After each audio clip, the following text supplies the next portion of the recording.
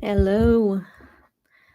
Kind of short notice because I kept changing the day that I would actually do the stream. I'm dressed very appropriately for post-Halloween in a very snuggly snowflake and reindeer sweater. But I have a wine glass with a skeleton hand, so spooky!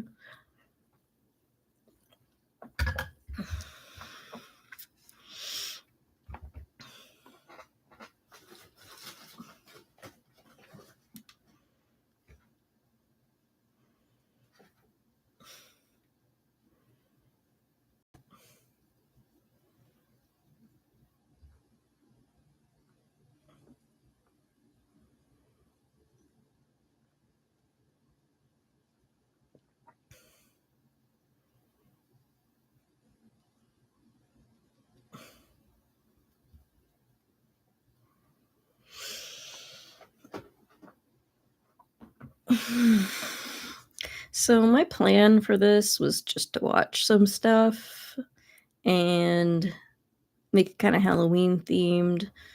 Kind of chat about if any of us did anything, anybody who shows up.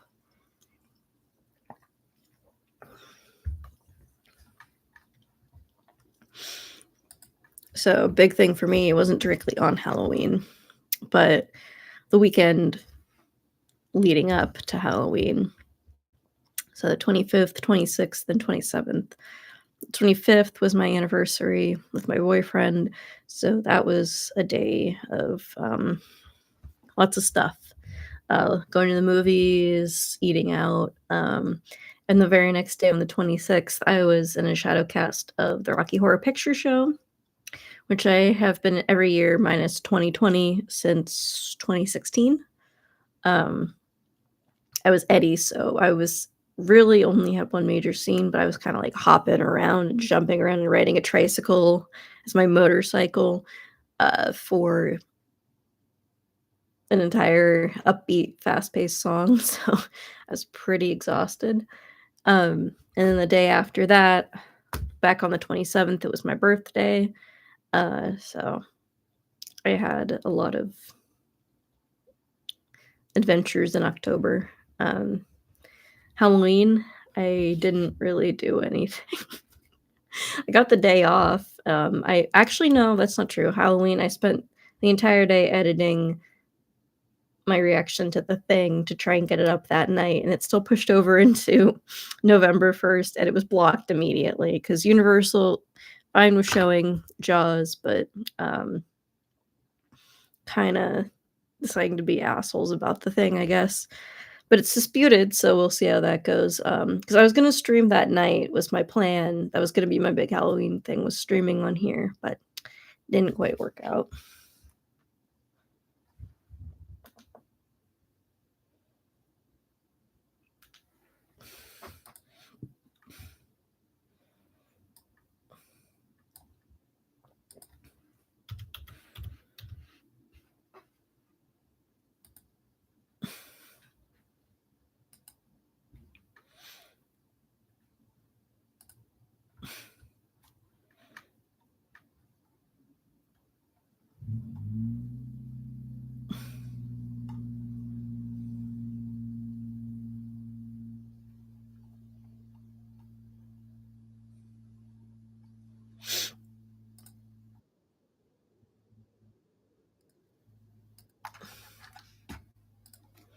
Okay, so obviously the first thing I need to react to before I get into any of the spooky stuff is I'm gonna be watching friend to the stream and in real life, Jorvik's video, because I noticed he got tons of views on a recent video reacting to Linkin Park.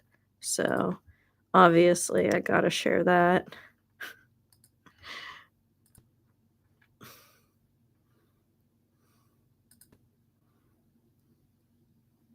Is Jorvik, and in today's video, I wanted to do something a little bit different. Or I've been wanting to do this for a long time, but I just really never Hello, found whoever showed up. the excuse to do it, I guess, until now. Recently, I say Not recently, I into say about a month spooky ago. yet, unless Linkin the Park person watching has is come Jorvik, back and then out of the the watching shadows you is my with not only a scary new thing. lead singer, but also a new drummer as well. Not a lot of people talk about Colin. The guy's great. And as a huge Linkin Park fan, which you can probably tell, I mean, let's be honest, I was generally excited to get new music. If you don't know, Linkin Park's former lead singer Chester killed himself back in 2017, and it really devastated the music world because Linkin Park was just such a huge powerhouse of like a rock band, right? Now, technically, I didn't find Definitely. I didn't Linkin really Park's definitely discover like the Linkin Park epitome of until I would say early their album Minutes to 2000s kind Midnight of back in angsty 2007, when, of music, course, and What that's I've not a Done diss on was them. featured in the first It was still Transformers movie. very And I good. feel like I discovered them at the right time because I was in sixth grade when, wait, was I? Oh my gosh. Yes, I was in sixth grade. Whoa. I'm old. And so transitioning to middle school That's and how then I'm eventually feeling. high school, it's very transformative for, a lot of people. I wasn't, that very popular. And so Linkin Park, like with most people with their music, really got me through a lot. So with the death of Chester, I feel like a part of my life also died, as silly as that sounds. But I feel like the biggest controversy with this is the lead singer, because it's like, how do you replace Chester? I mean, his voice was just so unique and just so, I don't want to say fragile, but it was just so, it's like, how do you replace him? And that's Yeah. where Emily Armstrong comes in. For the most part, the reception of her has been positive from what I've seen. Obviously, I just don't like with know. any fandom, with any, there are the purists. Replacing our men with women. See, there is an agenda. We're killing off the men to get the women in there. Out there who reject Emily for a lot of reasons, mainly because she's a woman. Honestly, I feel like those people don't represent the true Linkin Park community. So I just want to say here on my small platform, I just want to say that I accept you, Emily, that I'm so glad that you're part of this band. I'm so glad that you were able to fill the shoes of Chester and to really carry on the legacy that he created. So yeah, so I feel like I've talked enough already in this intro. Let's just go ahead. We're going to be watching the music video for their new track called Over Each Other. Now, I saw that they released this a couple days ago. I listened to the song. I think I've listened to it like twice now. I really like the song. So I want to watch the music video and see if there's something else I can take away from it. So I guess in true fashions, it's not a true reaction, but it's still something that I want to talk about. This is technically the third track they've released. They released The Emptiness Machine, which stellar song. My favorite song so far. Of my generation, and then Heavy is the Crown, which is also great song. already retro and I do, like I said, I do like this song too. I think it's my least favorite of the three, but it's just such a different vibe from the other two that I feel like all three of them are, each of the three songs so far represent a different era of Linkin Park. And I'm sure other people probably have made that connection too. But yeah, so we're gonna watch this. It's not that long. It's only sub 3 minutes. So yeah, let's go ahead and get into it. Ooh, a car crash. I'm gonna try so hard not to sing along. You have a nice voice. You could sing. Skyscrapers we created on shaky ground. Dude, it feels up. It's Who's interesting. I still get that kind of like early to mid aughts feel from it, from what I've heard so far, but it does kind of feel like there's a little bit of I don't know how to put it, like new influence to it. Like it doesn't feel completely like something that's directly pulled from that time. It feels updated. If that makes any sense. You won't let me breathe, and I'm not the raspiness in her voice is just. talking over each other. There's Got nothing chills. underneath. It's all a waste of time. All we are is So is this like her partner? talking over each other. Over each other. Reaching for See, satellites. not only are we replacing men with women, we're replacing them with gay women. Under your breath, you're saying that I was wrong. Oh, the skyscrapers we created. Yeah, seeing the music video really recontextualizes this song. This is not what I was picturing. 'Cause you won't let me breathe, and I'm not ever right. All we So are she. is talking Okay, so this is a fight before the crash. Trying to get his attention and be like, I'm reacting to you right now. Oh, whoa. Monkeys. That's Yeah. that looks like South Korean. I just Oh, feel like they I filmed should this in bring it South up because it's Korea? got like a good amount of views and clearly connected.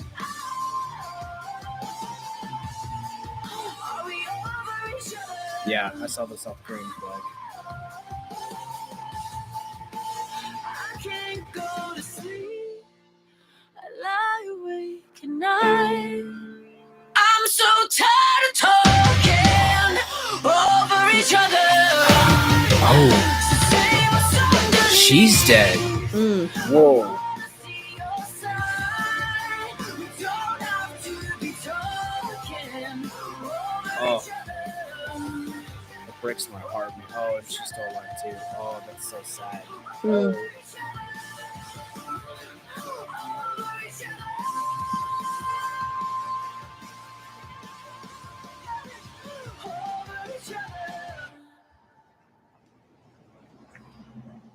Oh man, that's not at all what I was expecting.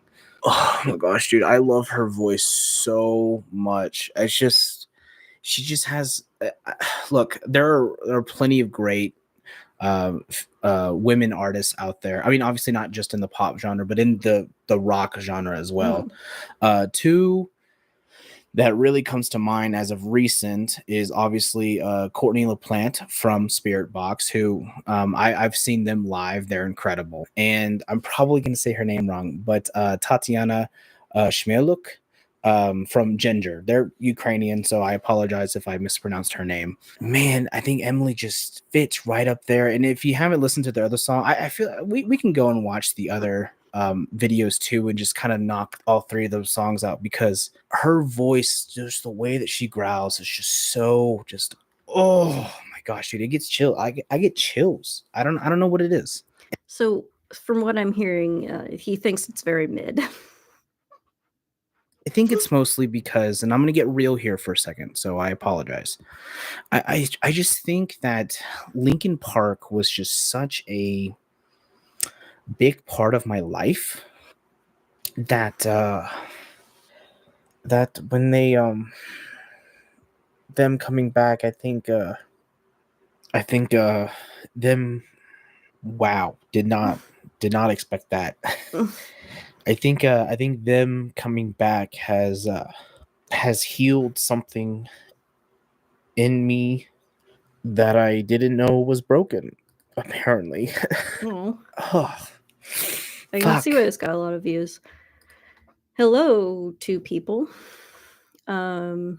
Before I get into the Halloween stuff, I just wanted to look at my friend Jorvik's video that recently got a lot of views, where he reacted to some new Linkin Park songs. And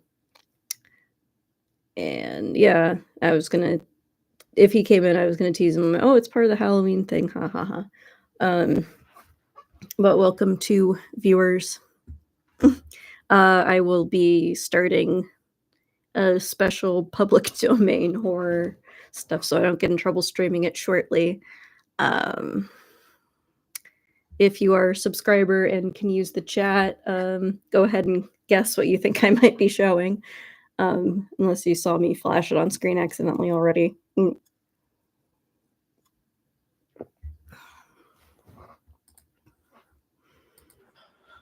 Sorry about that. I did not expect to get emotional like that. I guess it seems silly. Okay, I think I can get through this. So yeah, I think the music video great. I mean, I don't No, this I don't know what makes it's it like very to good lose that someone like you're that. showing emotion because like But it shows you after, connect with you know, the when you art, just and hear the people who song, are looking for you reactions want envision people your to own have kind of interpretation a of strong what, connection you to know, what they're it could stand watching. for, right? At the And very that's least, any music, not just, you know, this, but seeing it recontextualized, like I mentioned, I just see a bunch of in heart. this kind of this fight that Thank her you and her for partner overseeing had, the heart. presumably her partner. I mean, we don't know the full story here. And then, you know, they're fighting, they get in a car accident, she dies, and it's just that closure, right? And I could be reading into this, it could just be the emotions, but it could be a metaphor for the loss of Chester and how when he died, it was right in the middle of their tour for their last album, One More Light, and it just felt like we as fans didn't get to that closure. So yeah, I don't know, maybe that's just me reading into it, but I feel like we should listen Art's to up the for other songs if interpretation. you have not if you haven't listened to them yet. So we are going to go ahead and just move on to the There's Emptiness also like a Machine. bunch of blushing faces. Emojis popping. I also have not seen this music video. Flashing your favorite point of view. I know you're waiting. That's Colin. in That's the new drummer. distance. She is my girl. Just like you always do. Just like you always do. Already pulling me in. Already under my skin. And I know exactly how this ends. I let you cut me open just to watch me bleed. Gave up who I am for who you wanted me to be. Don't know. Okay. If part of this was I was trying to get his attention a little bit. Other than I also saw it and I was like, oh, I really should watch that because hearing new Linkin Park songs, interesting. I think I'm going to. I think I'm going to start up my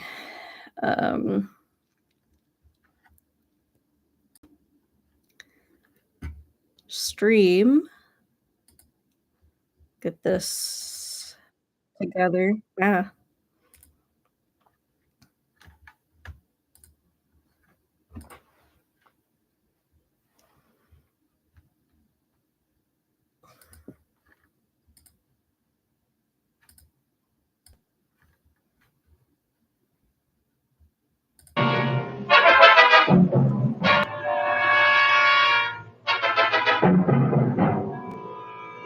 Okay, here we go.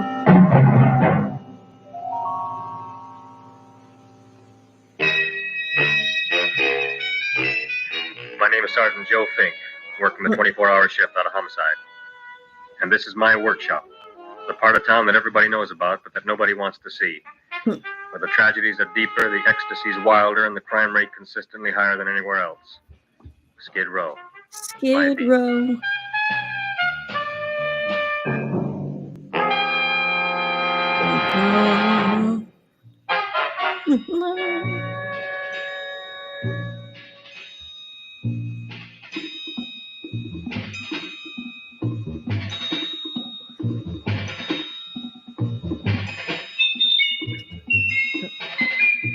I also would like to do the musical because the musical is one of my favorite movies, but also Jack Nicholson. At the same time, I know that one will get me claimed and my stream blocked in like 2 seconds.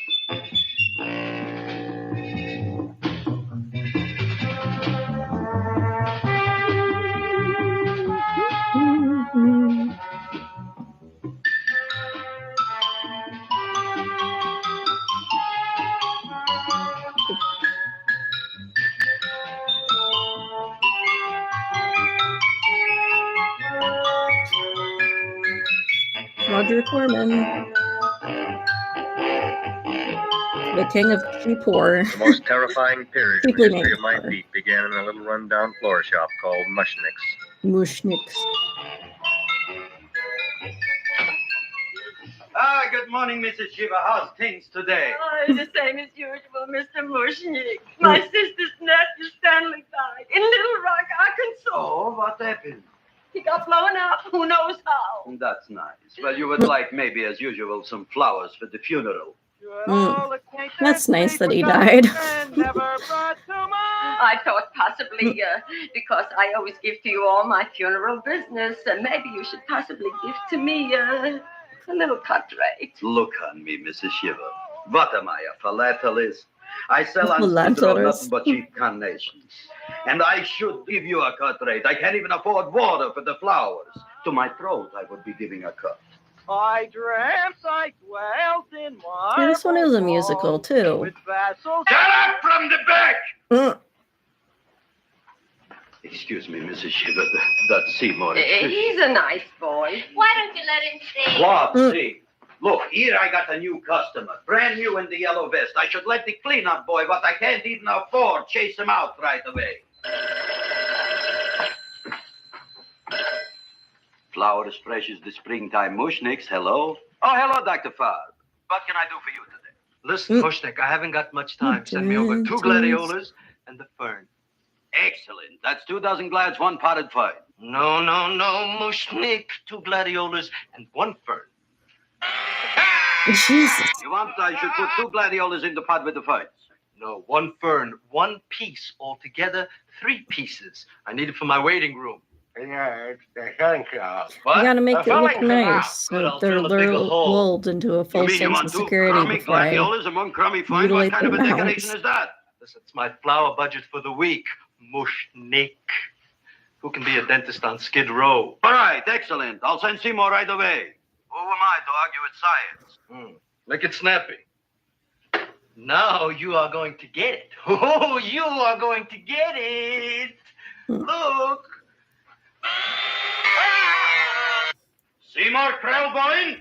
Now, Mrs. Shiva, we were talking from the funeral flowers. What in the little... Funeral. Did you call me Mr. Mushnick? No, I was calling John D. Rockefeller for to make a loan on my Rolls Royce. Sorry I said it. Now look, Seymour. You take 2 gladiolas. You'll cut them nice and even. You'll take 1 fern. You'll wrap them in a package, and you'll take them to Dr. Farr. Right? Now go already! Now, what can I do for you, sir? My name is Burson Fauch. Excellent. I am Gravis Mushnick. Oh, that's a good one. Now, who's going to get my roses? I'll take care of you, Mrs. Shiva. Come right over here. You would like maybe some orchids for a nice girl? No, I think I'd like a couple of dozen carnations. Carnations. A person can't turn around these days that somebody shouldn't drop dead. You've had more than your share of bad luck, Mrs. Shiva. Bad luck, she calls me. You It's should like have I gotta somebody measure them people to see call. if they're You would have even. somebody fall on top. Oh, no, not at all. You said you wanted some roses. Yeah, Bro. for Stanley. My carnations. Oh, Lord. You should see what that It's been a while Seymour since is. I've seen this Oh, version. here are your carnations. Wait, I'll wrap them for No, you. that's all right. I'll leave them here.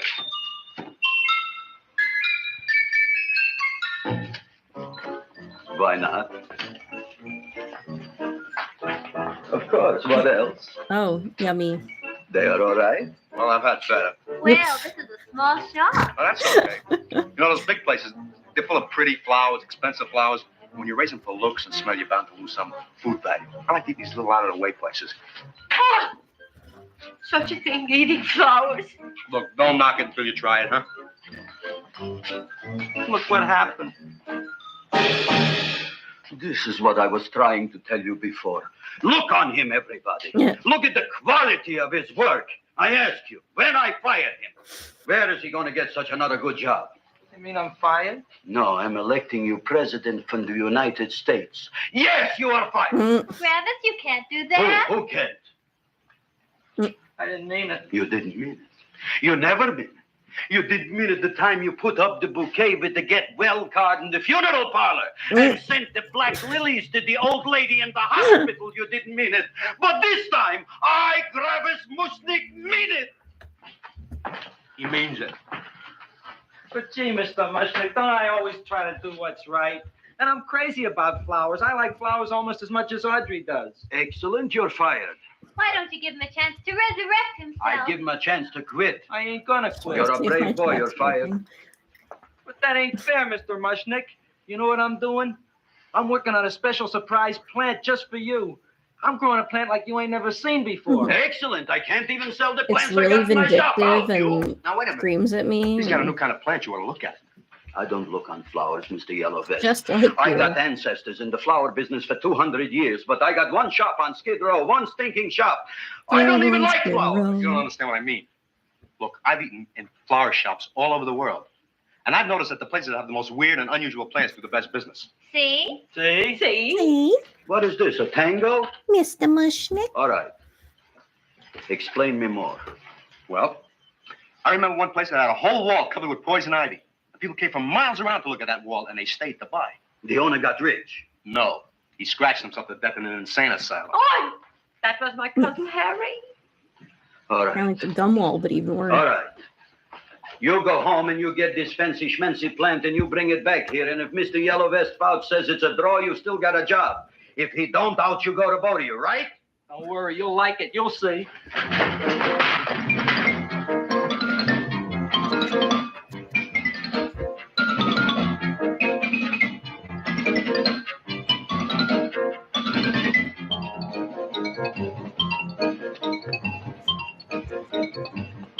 This is Radio KSIK. You've been listening to Music for Old Invalids. Our next selection is entitled Sick Room Serenade. Seymour, is that you? Yeah, Ma. Hey, here, look at my tongue. But Ma, I already seen your tongue. Have you no sympathy for your poor mother? Laughing at her and mocking her illness, and she's got one foot in the grave? Oh, I didn't mean it. Oh, you never mean it. Oh, come on, look at my tongue. Yep, A tongue's a tongue, this Ma. They was all look already the very same to me. tongue-in-cheek. Oh. Did you stop at Dr. Mallard's and get the results of my tests? Yeah, he said there's nothing wrong with you. Oh, not Dr. Mallard. He's one doctor I thought would tell the truth. He said you should be playing fullback for the Rams. He wants me dead. Mm. I'll bet he's assistant coroner. Ma, I gotta go. And I know I've got my goiter's coming back. I can feel it every morning after breakfast. Yeah, that's when you take those great. What you got? A little surprise for me? Open it up and see. All right.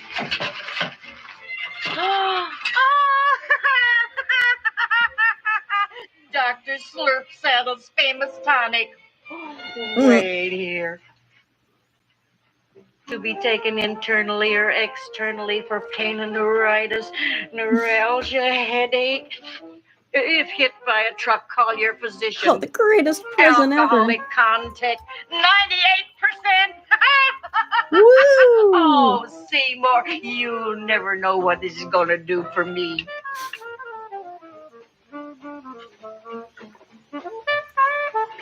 Here, here. Oh, I can feel that surge of warm health going through me already. Look, Ma, I gotta get my Yeah, I plant can and hurry do back that. to the shop. You mean that lousy weed out in the kitchen? Yeah, and if Mr. Mushnick doesn't like it, he's gonna fire me.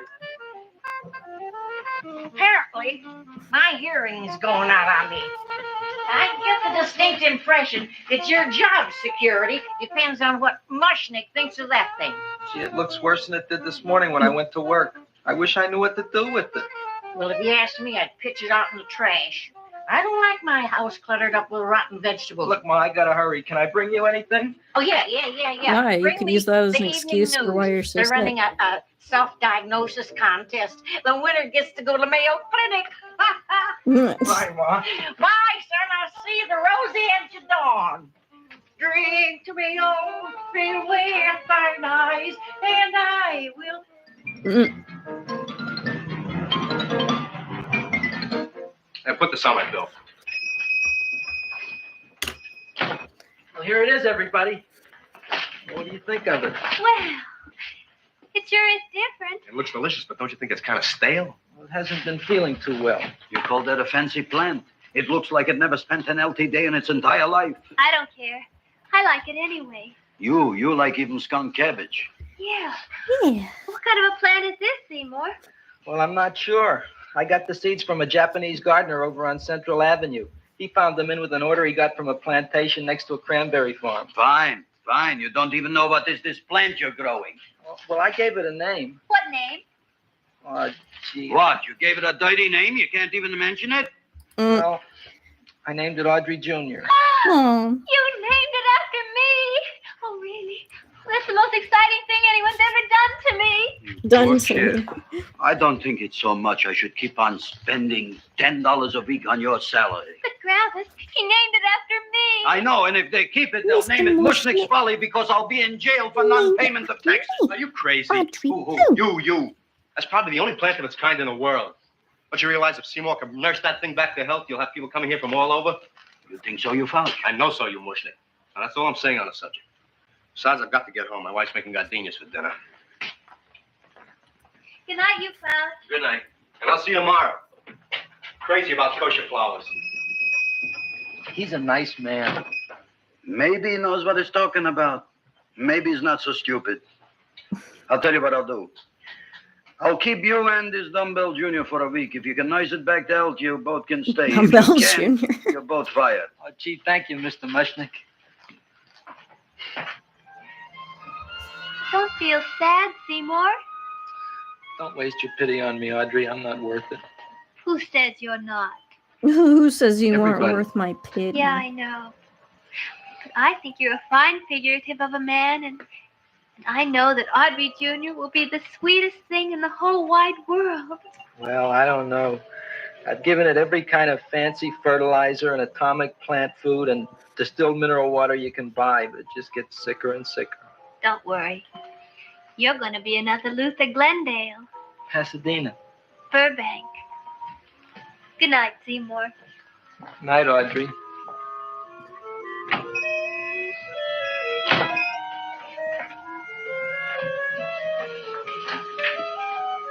What's the matter, little plant? Haven't I done everything I could for you? Where did I goof? You're the first little plant I ever tried to grow, and if you die, I don't know what I'll do. Please don't die. I'll get you some water, okay?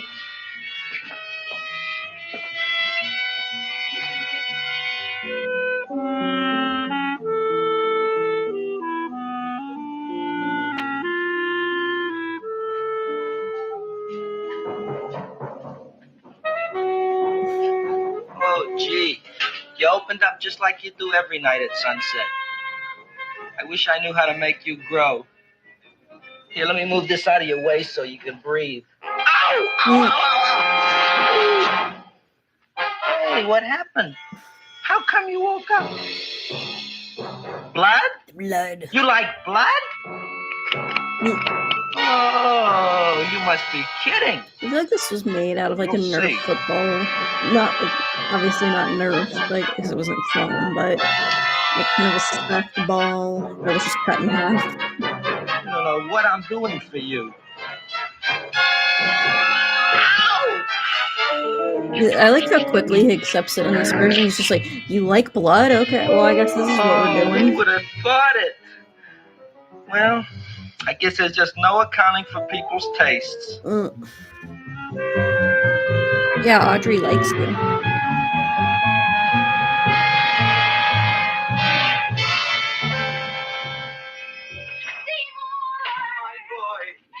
the most magnanimous person in the whole Magnanimous. Audrey, isn't he beautiful? Isn't he delicious? Isn't he got the $2 raise? What happened to your fingers? Bee stings. So how come I'm all of a sudden so wonderful? 5 bees, one for each finger?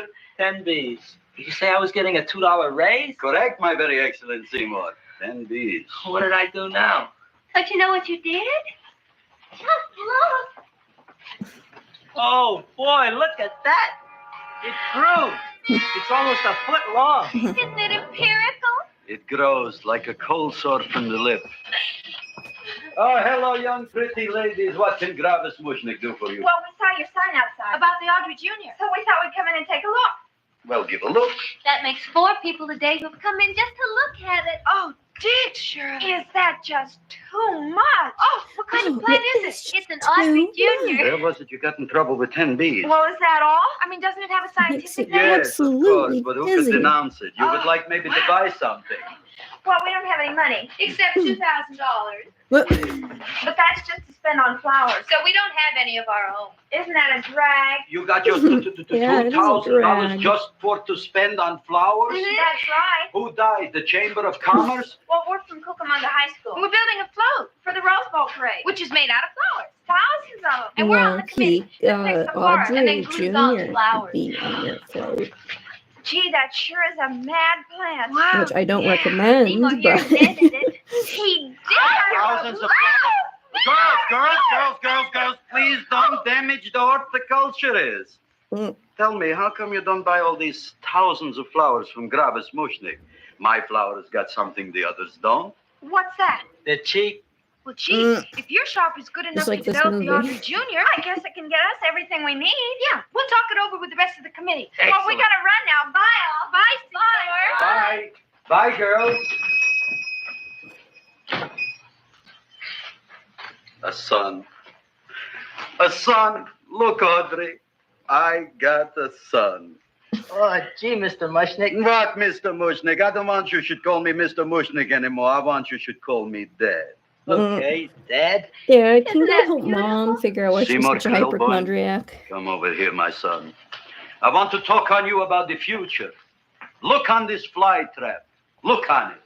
Soon we got no more Skid Row. We will be rich, us. I am building for you a giant greenhouse in which you are making impossible flowers, which in turn I am selling at ridiculous prices in my giant new flower saloon in Beverly Hills. Do you see that big sign in the sky? It is saying Gravis Mushnik in French. Isn't it exciting? And we'll have an orchestra right by the cash register. And Gravis will wave his arms. And the orchestra will play Mendelssohn's Spring Song. And I'll I come can't out tell in if a she's gown saying dressed like words somebody incorrectly expensive and or say, The carnations are $600 Bill, a or dozen, if it's 2,000 just for a rats. thousand. It's a bargain. get 'em while they last. Stop shouting! My Uncle Mush's brother Yanko just passed away in Tenafly, New Jersey. Tell me, how much are the carnations today? The carnations are $600 a dozen. And why are they letting him run around loose? Please excuse my son, Mrs. Shiver. Just point to anything in the store and it is yours. I mean, That's I right. forget how much the of cash a register, maybe, huh? Wait a ding minute. dong Here. humor is in this Here version. are several dozen carnations on the house, courtesy of Gravis Mushnik, the Bloom Tycoon. That's my Like, dad. cool. Thanks. They give away things for free. Thanks very much. Only tell I'm me, so much of a tycoon why are you that so I happy? have Not no only money. did my Uncle Mush's brother Yanko die in Tenafly, New Jersey, Very unlucky we family. should also give some flowers to that put that plant there. Good morning, Mr. Mushnik. Good morning. Good morning, Mrs. Shiver. Look what happened to my plant, Dad. Who are you calling Dad? Who? Oh, no. And it was so beautiful just a few seconds ago. Excellent. Just a few seconds ago, I gave away dozens of carnations free to Mrs. Shiver. I didn't mean it. You have perhaps an explanation. No, but if you give me a minute, I'll think of one. I can see it all now. We are in the poorhouse. That big sign in the sky, it is reading, Seymour Krelboy, rest in peace, in Arabic. Oh, you got to give him another chance. You promised me a week, Mr. Mushnick. I'll sit up all night with that plant. It'll be healthy in the morning. You'll see. I promise. I promise. He wasn't even touching it, and yet he gets the blame for it. Which, I mean, I could see how he is kind of a fuck up. Feed me. Feed me. Feed me. Who said that? You said that. You said that. Feed me. You said that. You can talk. I got a talking plant. Say it again. Feed me. Oh, boy. Apparently. I never been to college and I ain't been around much. But I'd have been willing to bet there ain't no such thing as a talking plant. But I'll take your word for it. I Gee, just Junior, accept I'd like anything. to feed you, but I used up all my fingers.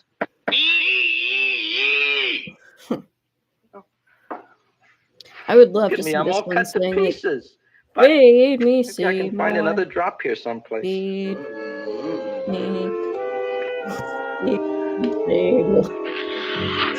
That's the best I can do.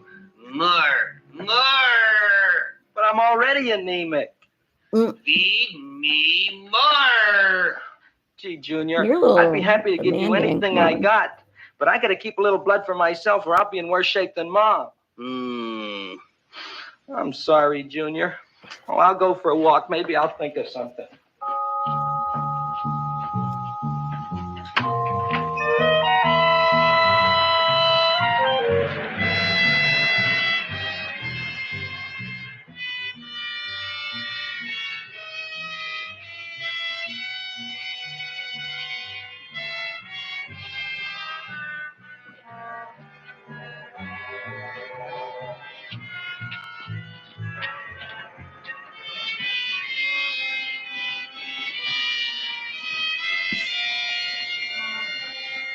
Alcohol.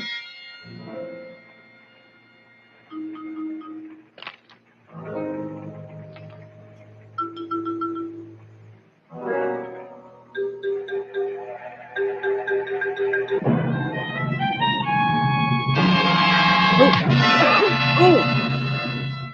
Yeah, you hit that guy in the shoulder. That's a big ouchie.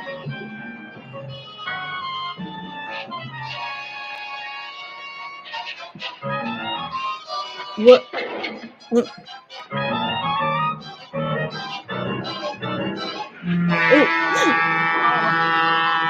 Oh.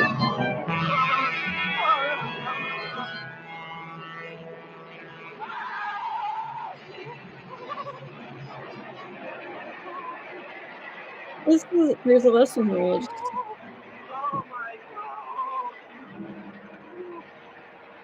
Don't throw rocks.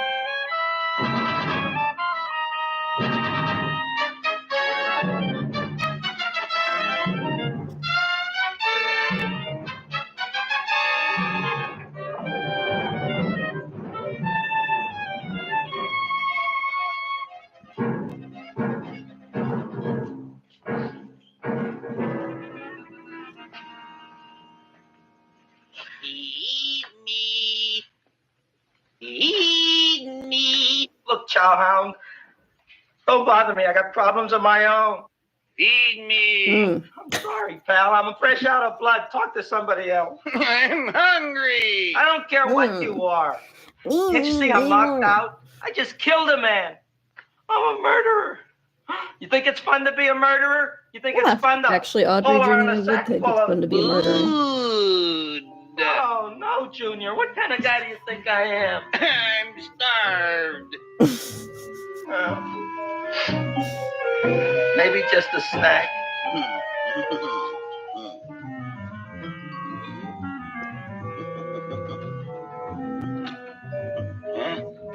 That looks great. Thanks, I got it at Spirit Halloween. Look. Now that is what I call a salad. What do you call that salad? Cesarean. Well, before the next course, I think I'll have a nice cigar. I love my Caesarean salad. You would like maybe a cigar?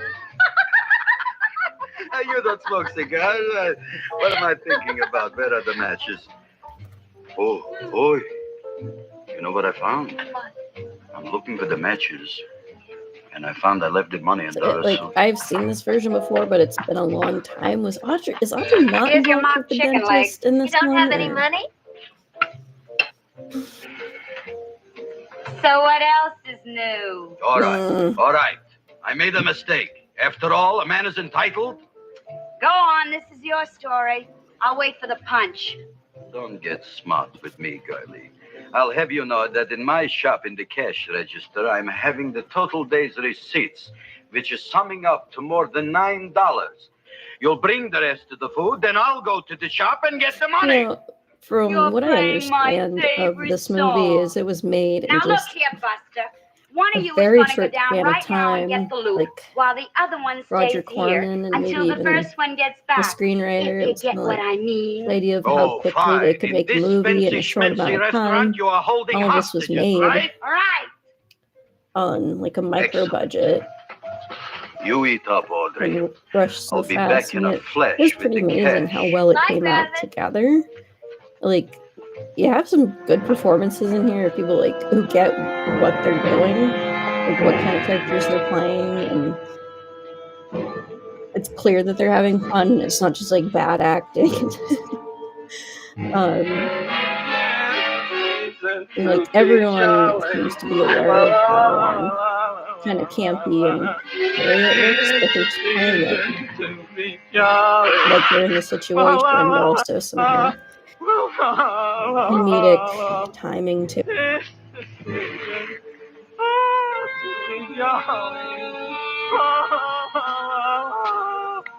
Just like I had too much wine. You flush now, right? Bring me whiskey, rum, wine, gin, bourbon, What? scotch, rye, Help me tequila, block out what I sake, just saw. Manischewitz. Did you bring the money? Don't bug me with the money. I got to get drunk now. What flipped him? I don't know.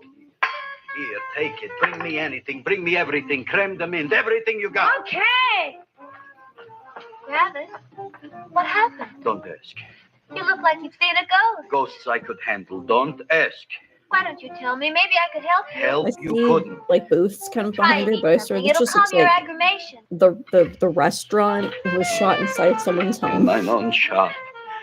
Audrey, you wouldn't believe it. I wish you'd break out and tell me. All right, I'll tell you tomorrow, right after I am telling the police. But Mushnick didn't come to the police. If he had, that might have been the finish of the unhappy story. It was not.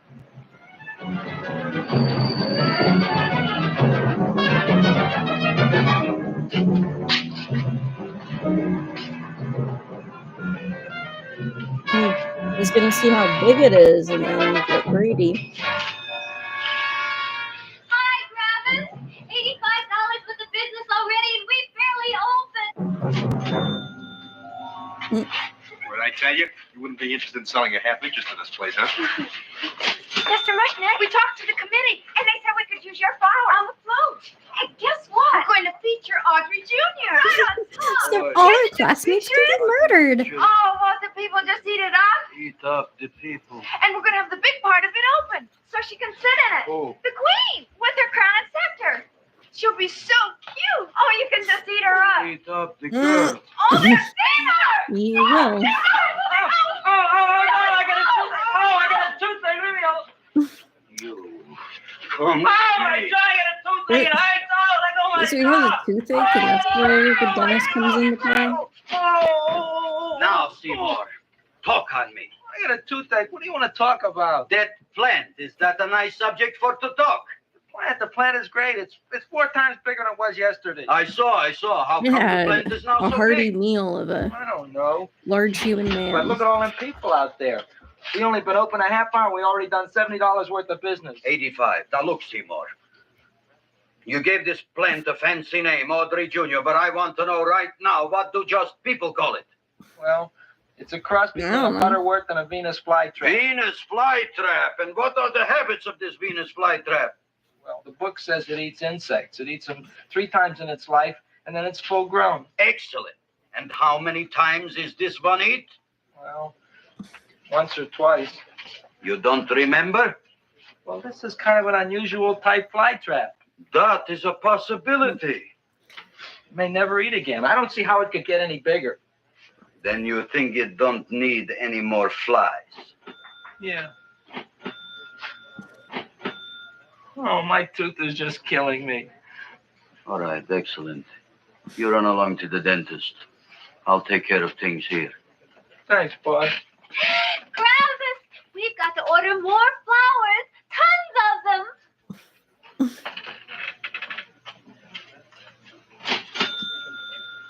I'm making lots of money.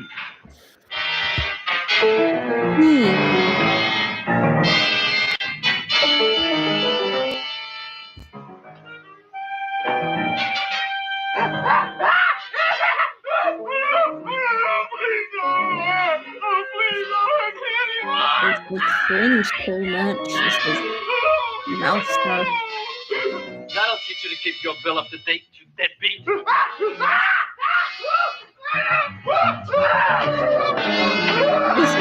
Seemingly still not nearly as psycho as Ruben Bernstein's dentist. Seymour, got a bad tooth, huh? No, I thought this was the men's room. Seymour, you bad dog, you get in there.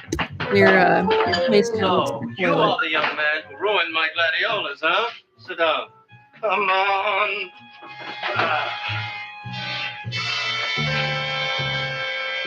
Guess what? My tooth stopped hurting. Yes, I know. Mm. Sit. Shut up and open up. Uh-huh.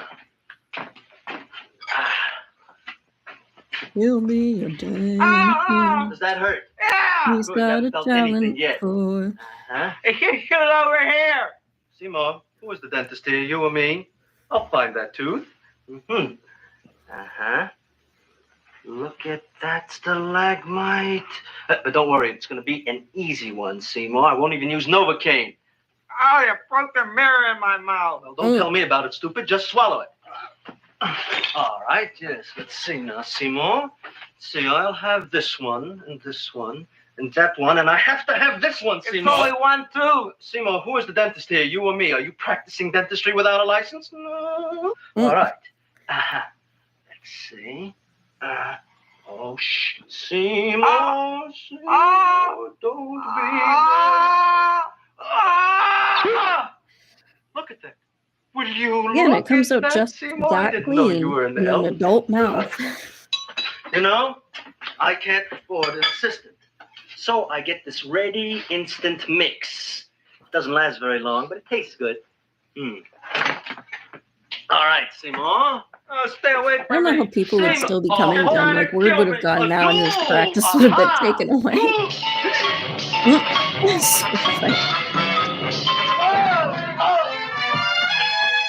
Oh. Is this Stoddard's office? Just a minute. Oh, yes. I see it is. And he's the one you can who come in now. wants to be in pain.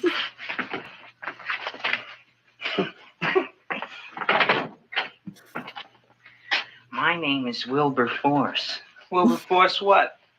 Just Wilberforce. My first name is Wilbur. My last name is Force. I don't have a middle name. Well, do you have an appointment, maybe? No, but you were very highly recommended to me by one of your patients, Mrs. S. Sheba. I do a lot of undertaking for her relatives. Yeah, fun fact Well, as on you can this see, is, I have a customer now, and I'm there all was booked like up for some the rest of the posts day, so you have to about come back it's tomorrow. the Oh, I couldn't do something that. anniversary I of have 3 or 4 Little Shop of Horrors, and they're abscesses, talking a about the touch musical of movie, 'cause pyorrhea, that's the one 9 or 10 most people will cavities. be I talking lost about. my pivot tooth, and I'm And in some person terrible was like, pain. actually, this I is a can't help you remake. today. The Oh, that's Little Shop all of Horrors right. came out this year with just wait Jack outside. Nicholson as the lead, and I was like, first of all, you're talking about the other movie. Just being a remake doesn't mean the movie doesn't have an anniversary. And also, if you actually knew the movie, you were acting like you're such a big fan of, Jack Nicholson is Caused by not a the lead. fire poker used on He's him just by this his weirdo wife. who wants to get He almost bled to death and S&M gangrene done on set his in. mouth. I didn't give him much of a chance. there were other complications. The man had cancer, tuberculosis, leprosy, and a touch of the grip. I decided to operate. My patient just left. You could come in now. Oh, goody. I didn't see the other man leave. Well, he went out the back door. You know, most people don't like to go to the dentist. It's interesting I rather seeing Jack enjoy it Nicholson myself, play don't kind of you? like this like, I mean, little nerdy there's a nasally real guy. feeling of growth, of He's young Jack progress Nicholson is in that kind of cute. I'm not old gonna drill lie though. goes in. I mean, I'd almost it is rather funny go to the though. Is, dentist than anywhere, wouldn't you? one of my great uncles. Now, no, so Kate, one of it my dulls the grandma's senses. many brothers. This is Not from an Irish more name. than it is me. Oh, When he goody, was goody, here it comes. young in his 20s back in the day. He actually looked a lot like Jack Nicholson when he was young. And he would get stopped. And people would be like, "Are you Jack Nicholson?" And he didn't want to correct them, so he would I sign made a lot of holes, autographs and now I gotta for fill it up them. with this here silver So stuff. there's a lot of Aren't you people out there with gonna pull some Well, very go unauthentic Jack on. Nicholson autographs. well, it's your mouth.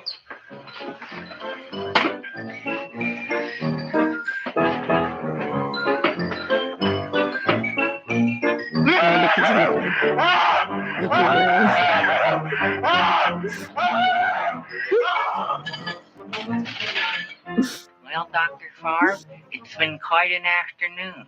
I can truly say I've never enjoyed myself so much. I'll So recommend you much. to all my Jonathan friends. Keith. Thank you. Bye. Bye now.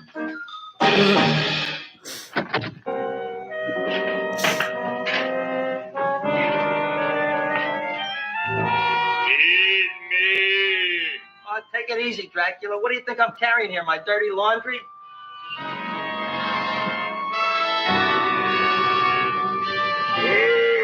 I'm coming already. So basically, it was a dentist. This should be It enough for happened by anybody. accident because he was hurting him in this version. This guy is very evil. So Well, goodbye, Dr. even in this Farr. version, it's kind of You may have been a crummy hard dentist, to but have you were a nice fella. sympathy for the I never dentist. meant to kill anybody in my whole life. Though him I've hurting killed laundry. 2 in the last 2 days. The musical is an extra layer of get this guy away. Fun voyage, Dr. Farr. You want anything else? See you in the morning.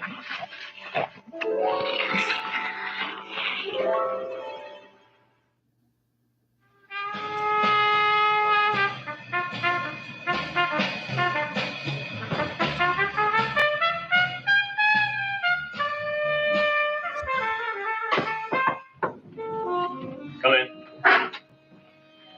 Hey, Joe. Come on in, Frank. How's the wife, Frank?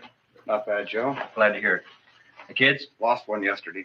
Lost one, eh? How'd that happen? Playing with matches. Well, those are breaks. Yeah, I guess so.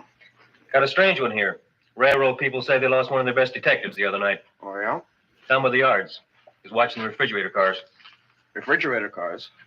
Ice thieves. Oh, yeah? What happened? Don't know. Vanished. Blood on tracks. Clues? None. Anything else? Dennis. Farb. Dead? Missing. Clues? Blood in office. Where? Skid Row. Ideas? None. Check it out. Yeah.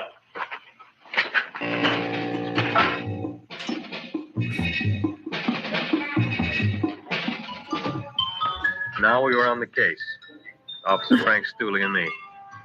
My Now name that is we've Fink. finally been introduced to the story Sergeant Joe after Fink. narrating the whole time. I'm a Fink.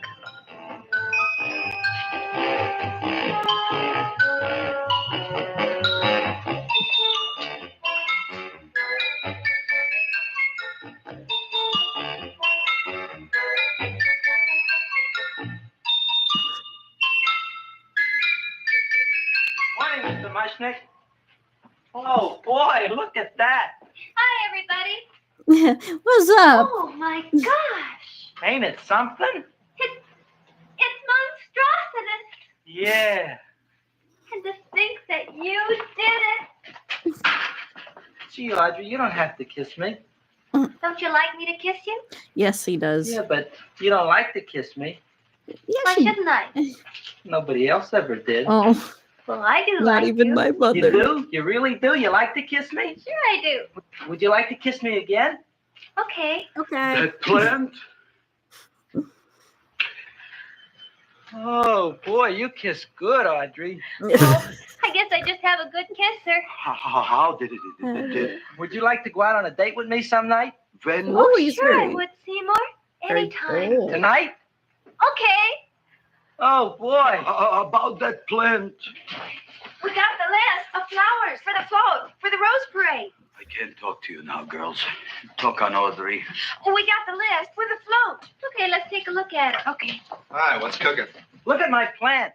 Hi, with a large one. Yeah.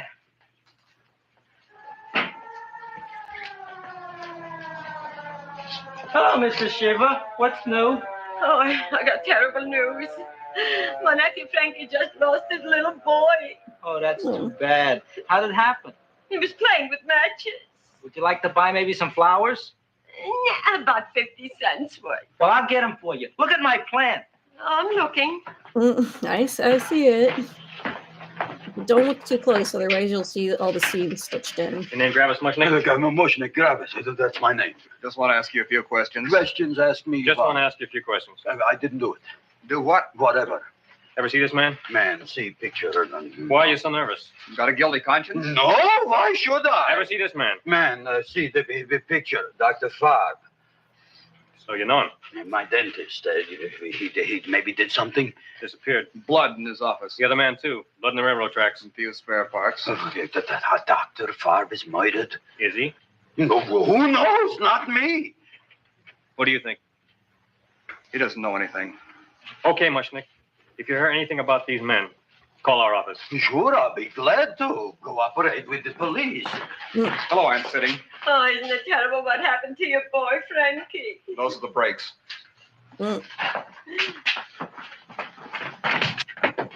All right, Seymour. Now you tell me if that plant is finished all grown up. He's finished all growing up. You wouldn't kid your father. My father came home. Me, idiot. It's a finger of speech. Now look, He finally I can't brought them stand out. any more of that plant. It's growing me out of house and home. Well, it ain't gonna grow anymore, I promise. How can you be so sure? It ain't He three finally times found his already. cigarettes. Who? I mean, I what couldn't believe did that it no eat stores this nearby time? had them. About 1 million Japanese beetles. So don't eat no more. It's full. Gravis! There's a lady from some kind of a commitment outside. I think it's important. Excellent. By the by, I understand you want to take Audrey out on a date tonight. That's very good with me, because I am staying to keep an eye on that Meshuggah plant.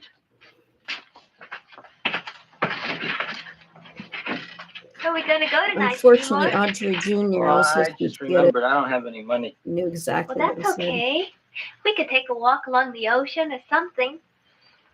I got a great idea. We can eat dinner at my house. My mom's a great cook. Well, that's swell. Oh, boy, I'll call her later and tell her.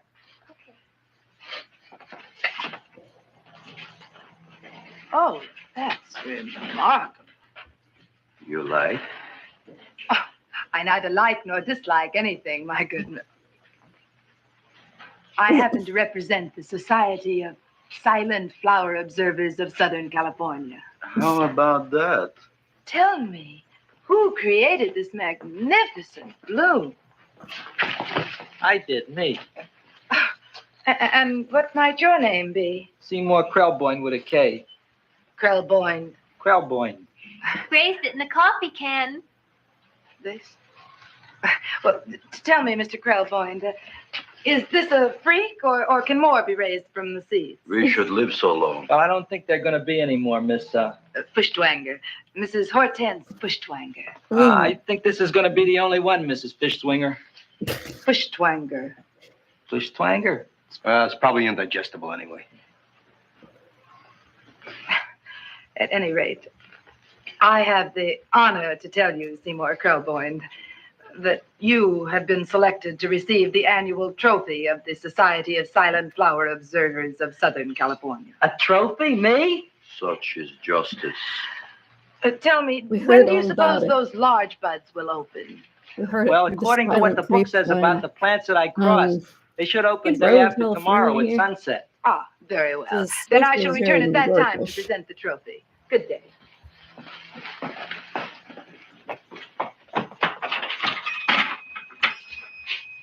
Remarkable.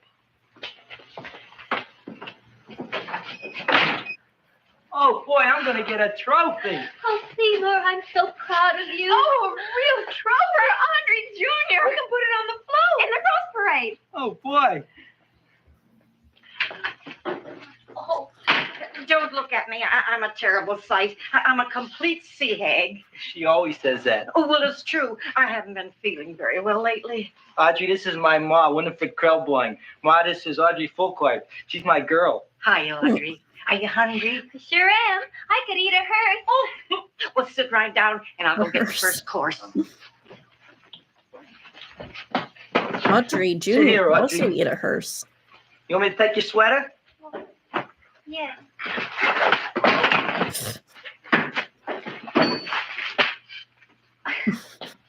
Me doing anything. Never mind that. Well, now try this. It's tonic water. It tastes like cough syrup. Dr. Flynn's cough syrup.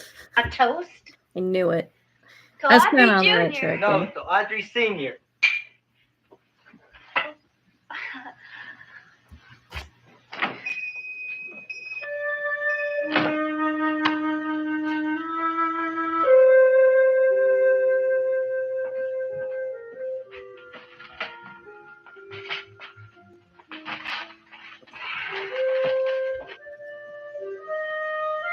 You glutton, you.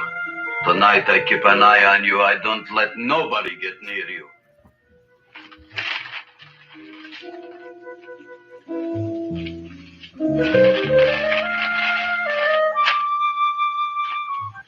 Here comes the soup. Now don't touch it till I get the flavoring. Gee, Audrey, you sure look good by candlelight. Oh, do I really, Seymour? Yeah. Here you are. And plus all the other lights that are on. Sure smells different. It's different. Some kind of oil, isn't it? Cod liver oil. Wonderful for the colon. And that's sulfur powder on the top.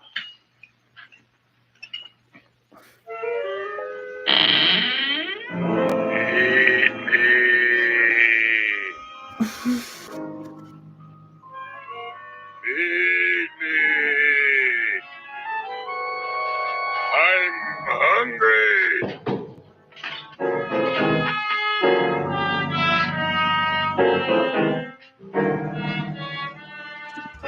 Open it is. Feed me. I didn't hear it. Feed me. I heard it. I want food. Talking plant we got. I'm There's no mouth hungry. movement now. No. Hungry. And other fine kettlefen fish. Who would you like to have tonight? You look fat enough. Well, that's rude. We not only got a talking plant, we Canceled. got one that makes Fat it smart shaming. cracks. Will you listen to me, you botanical bum? Food you wouldn't get. Not from Gravis Mushnik. I'm starved. Excellent. You would unpopulate the whole Skid Row. Well, you can forget about it. You wouldn't get fed from Gravis Mushnik tonight. Good night. You'll get yours.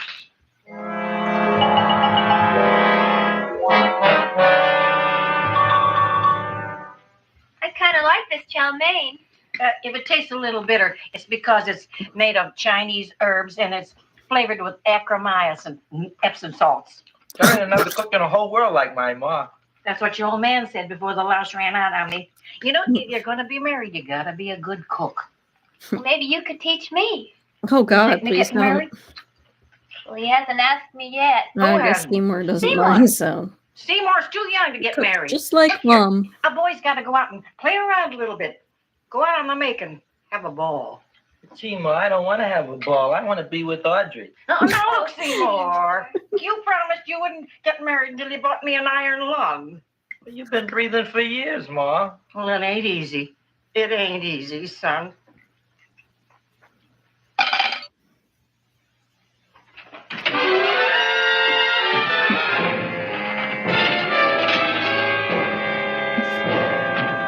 Go, Mr. Mushnik.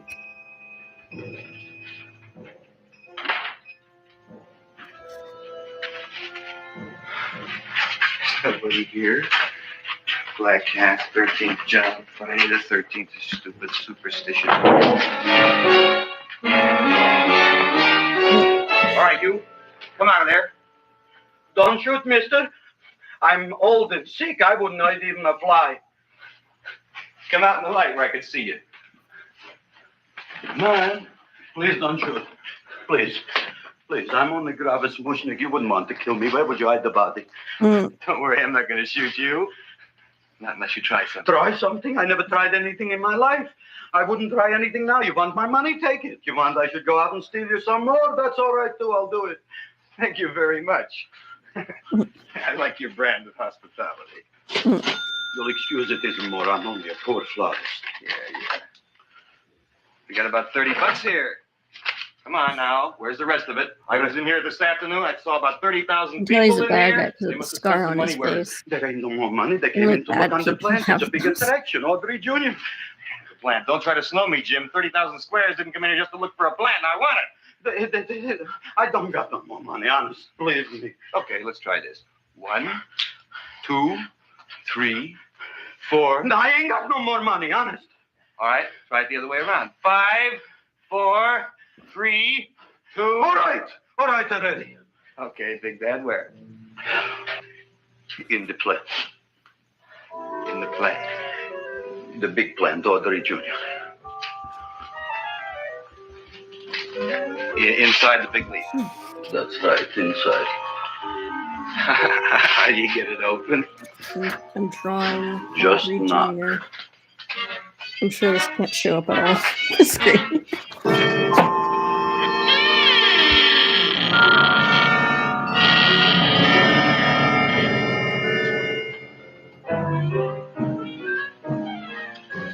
In there. In there. Inside. In the bottom. I don't see anything. Way inside. Now you're going to be murdered too, Mr. Mushnik.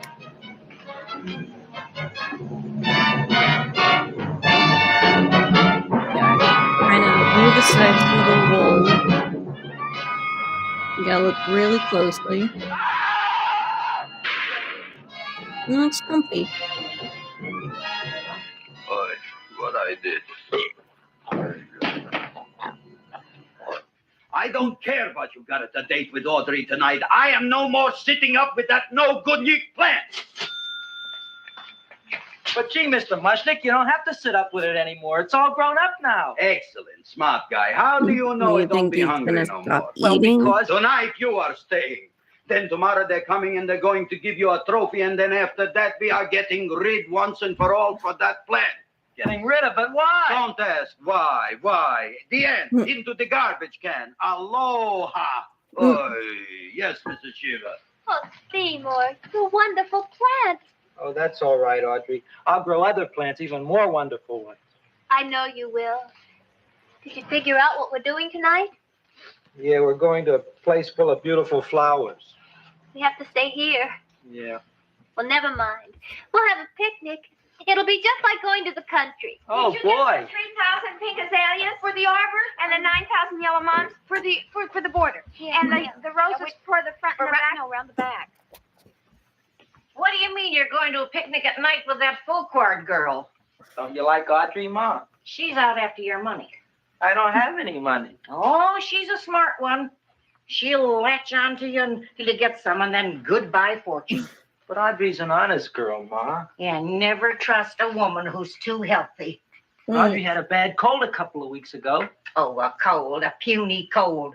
Why don't you get yourself a real female with something decent like mononucleosis or gallstones? Well, maybe she could catch something like that. The only thing she'll catch is you.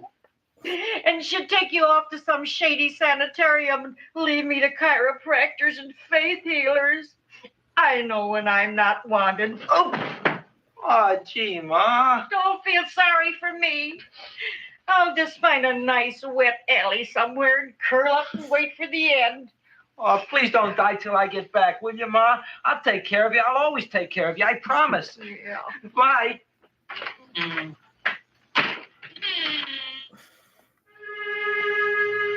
Gee, Audrey, I never tasted food like this before. It's a peanut butter and jelly sandwich. Peanut butter and jelly, what does that cure? Nothing. It's just a food. Well, what good is it if it doesn't clear up pimples or shrink your sinus tissues or something? You're just being silly, Seymour. Yeah, I was Seymour, making jokes. what do you want to be? Well, I want to grow things.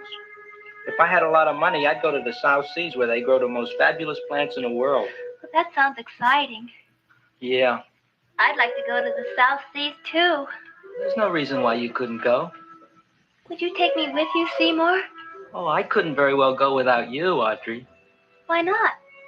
Oh, because I'm in love with you, Audrey. Oh, I'm in love with you, too, Seymour. What'd you say? I was just kidding. I'm hungry. Seymour, I didn't mean it. why did you say it? Oh, food. You didn't even say that. Oh, yes, I did. I said it. Oh, I'm looking right at you. Well, I'm a ventriloquist. You're what? A ventriloquist. Something this movie Boy, needed. you feel all right? Ventriloquist. I don't know. I'm not sure. That could move that mouth. Stop all this nonsense and kiss me. I'm dying from hunger. All right, if you're so hungry, eat something, but I'd love to forget hear that about voice me. singing. Gee, I'm sorry, Audrey. Give me to eat. You can't control yourself. I'm going home. I need some chow. Oh, Empty stomach. Audrey, please wait. Listen to me. I've listened to all the nonsense I want to hear, Seymour. You're a nut.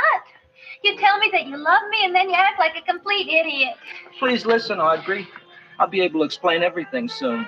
Well, why can't you explain now? Because so many things are so important.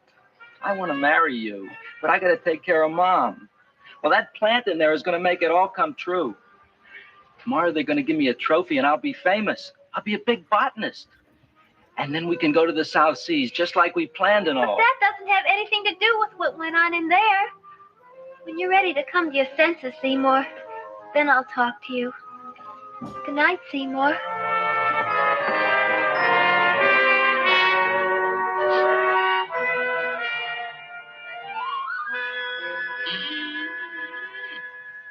I'm getting pretty tired of you.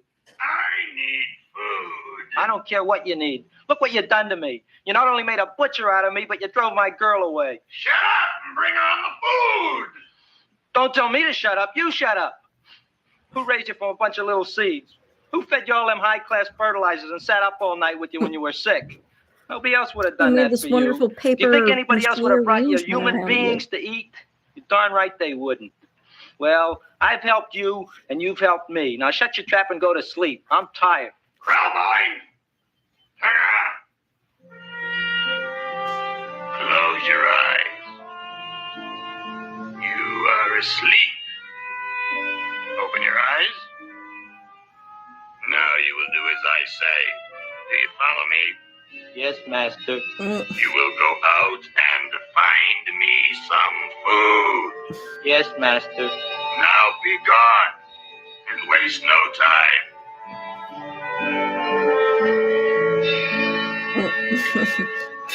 This hypnotized walk.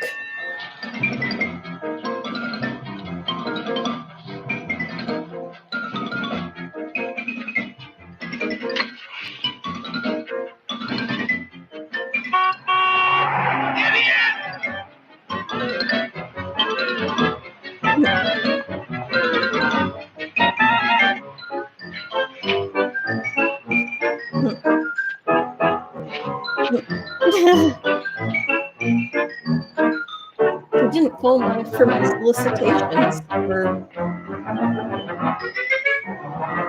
Well, I guess. Yeah.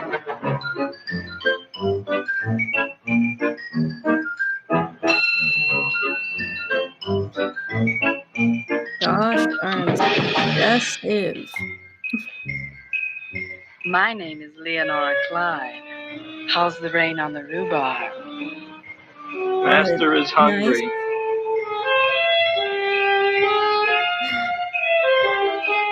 I'm using a much deeper and sexier voice than you actually have.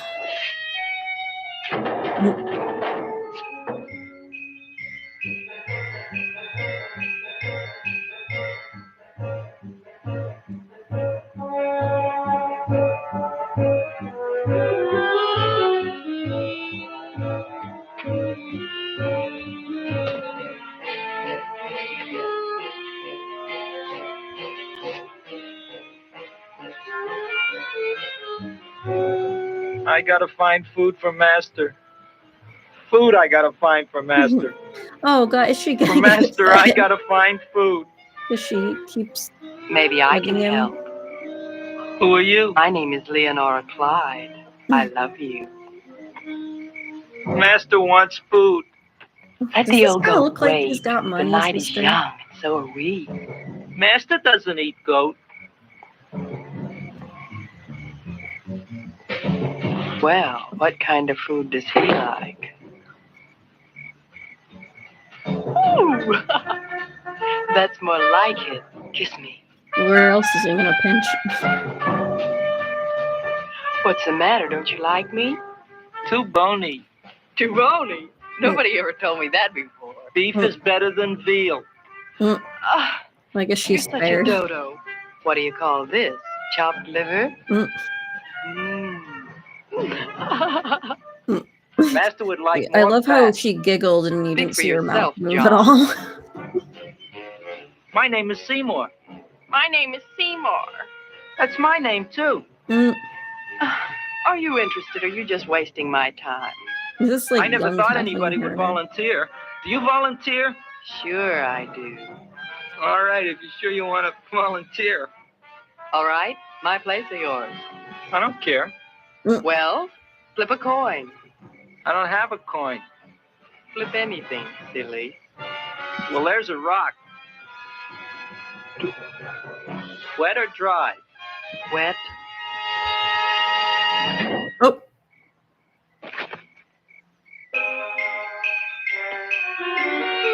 I don't know. She seems fine. I didn't hear the skull crack. The search was narrowing, and we knew that soon we would have the killer. Remember us, the Not detectives? that we had any we more haven't clues seen than in a before, while. but we had to tell the chief something. I had that feeling in my bones that the mystery was drawing to its climax, and I was determined to be on hand. All right, out. Nobody is in. Today we have a special occasion for Seymour Krelboyne, which has invented the big plan. So I want everybody should please stay out of the way. We want Seymour! We want Seymour! We want Seymour!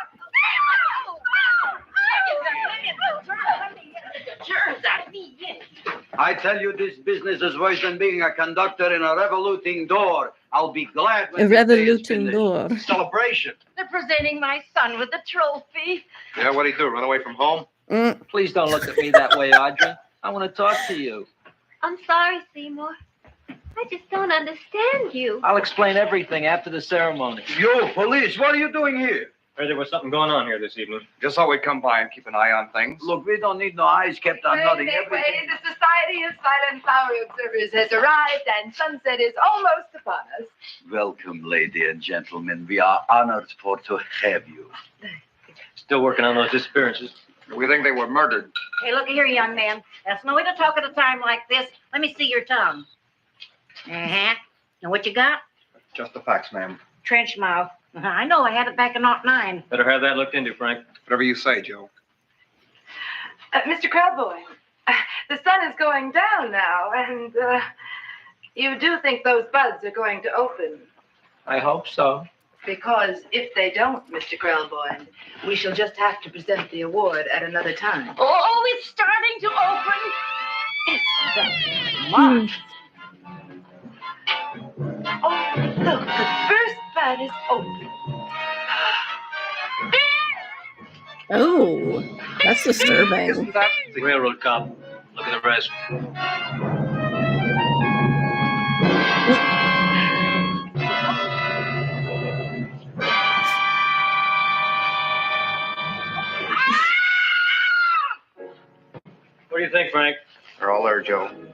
Yes, you're right.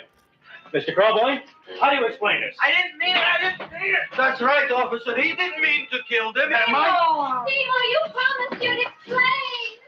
Looks like they're getting away, Joe. Yes, you're right. Let's catch them. Right.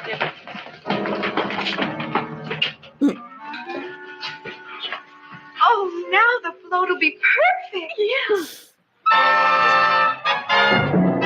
Well, it already looks like a float.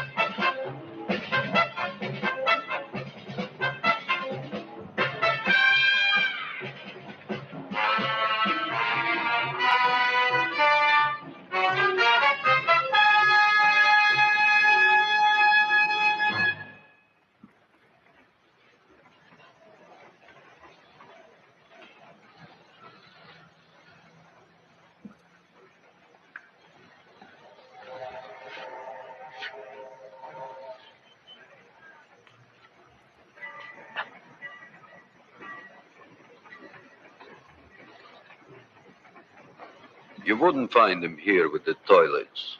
Let's go back. This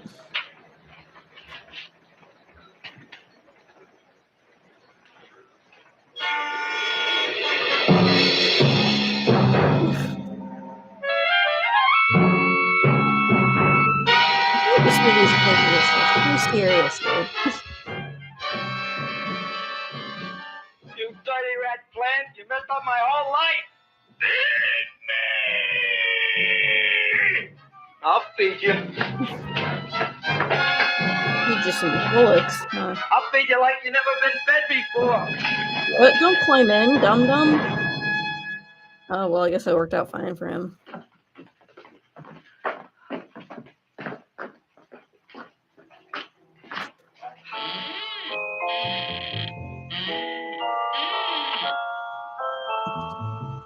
Great. Better to give up, gentlemen. You wouldn't find him tonight. Look, the door's open, Frank. Oh.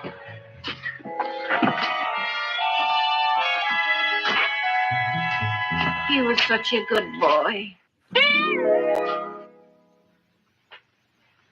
Seymour. Oh, that's I what it's didn't supposed to mean be. it.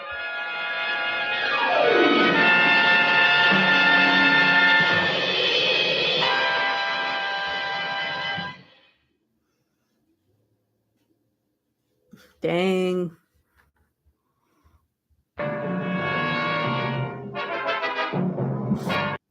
Let's watch again.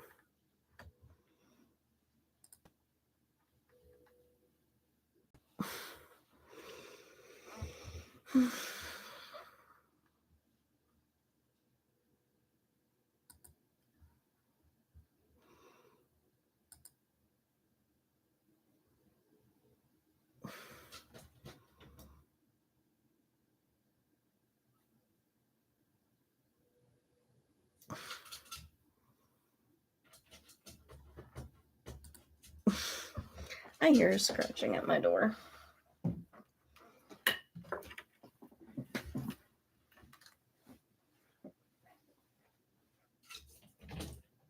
You want in, Eugene?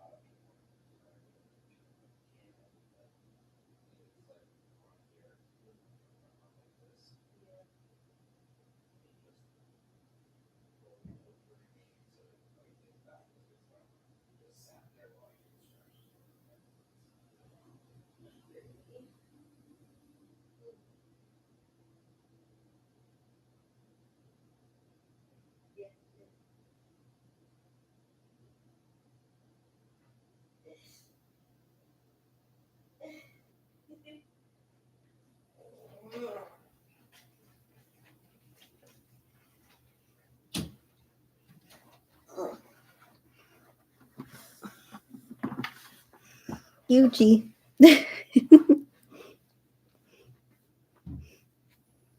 Oh, close the door. The door. Be closed.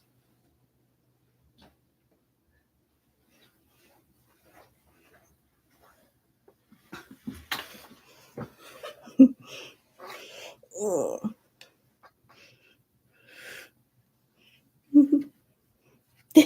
Stop it.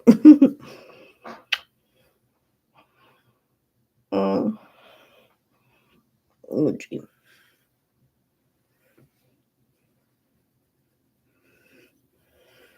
Look how big he is. He just turned. My birthday was his half birthday. Look how big he is. He's so big. He's a whole loaf of bread. Oh. Yeah, it was.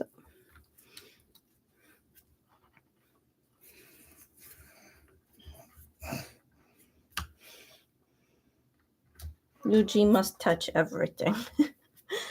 Oh my gosh. Oh.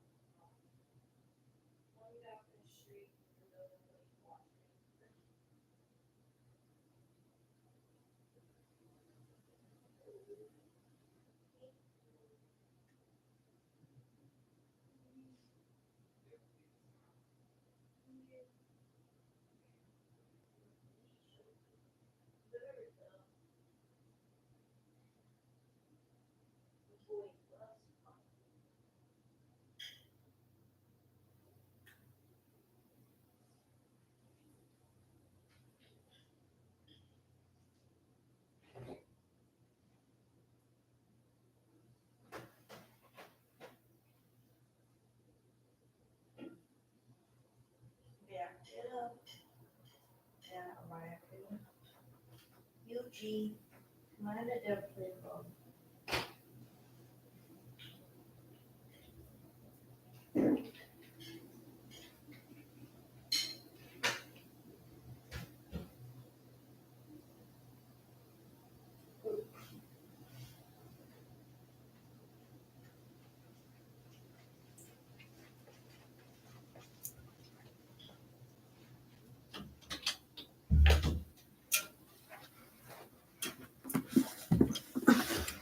This cannot be seen very well on here, I'm sure. But it's me drawing Audrey, my version of it.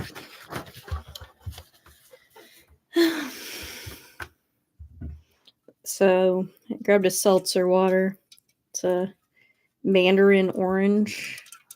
It's orange, like a pumpkin, like Halloween. Get it?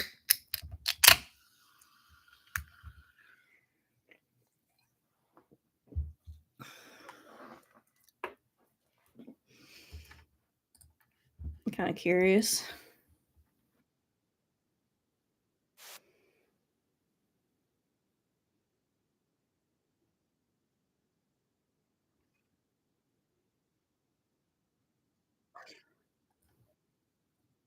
Okay, hold on.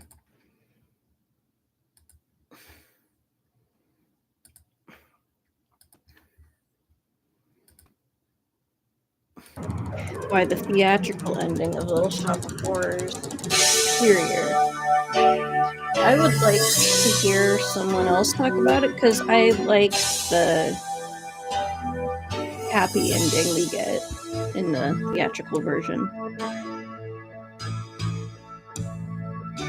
On the 23rd day of the month of September, in an early year of a decade not too long before our own, the human race suddenly encountered the greatest show in its very existence.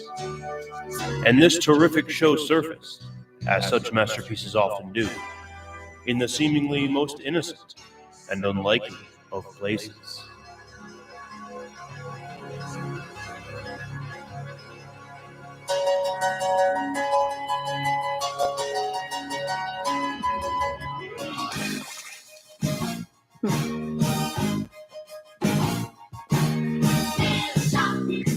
Welcome to Film Prov, where everything is made up and my opinions don't matter.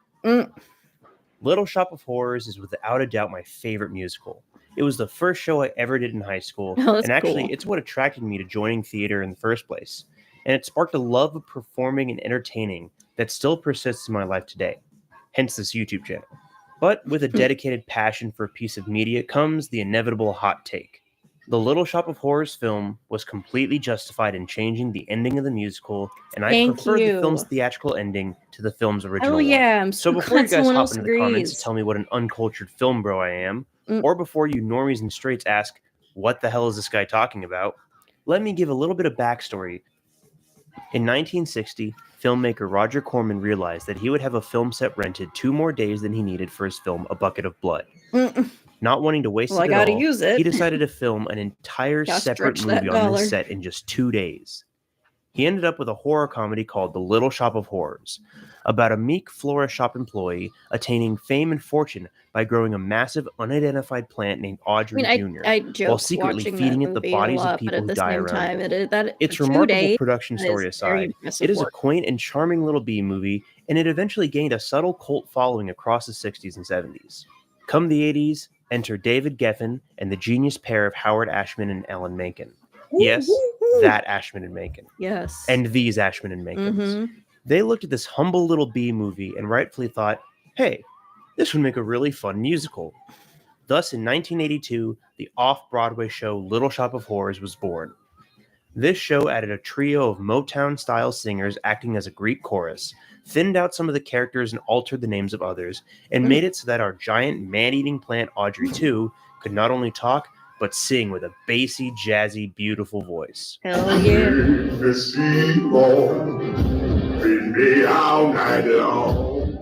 The musical tells the story of Seymour Krelborn and Audrey, Hmm. who work for the overbearing Mr. Mushnick at Mushnick's rundown flower shop in New York's Skid Row. Seymour discovers and Even eventually though, grows the massive Audrey 2, A strange and silent interesting plant. I couldn't help Society noticing of that strange and California interesting plant plant. watchers Hey, I just said that. That attracts business and fame for the infiltrated shop and for somehow. Seymour. But secretly, the plant talks to Seymour and demands he feed it human flesh. Meanwhile, Seymour crushes after Audrey, who's completely unaware and instead dates the sadistic and abusive dentist Orin Scrivello. DDS. The musical was a massive hit, and only 4 years later, it spawned a musical movie adaptation. Suck it, everyone else. 1986's Little Shop of Horrors, the movie, was directed by famed Miss Piggy Frank Oz, and while he was most known for puppeteering and voicing various Muppets and Yodas, he's actually a very talented director Yes, and he- was a natural fit. The film stars Spaceballs and Ghostbusters' very own Rick Moranis as Seymour and Ellen Green as Audrey.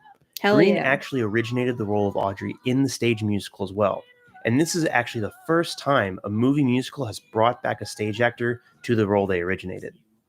The film keeps the story and most of the dialogue of the musical very much the same, only cutting a few of the more trivial songs, dropping a subplot about Mushnick adopting Seymour to keep the plant in his possession, and adding the certified bop Mean Green Mother from Outer Space, so the film could technically qualify for a Best Original Song Oscar nom.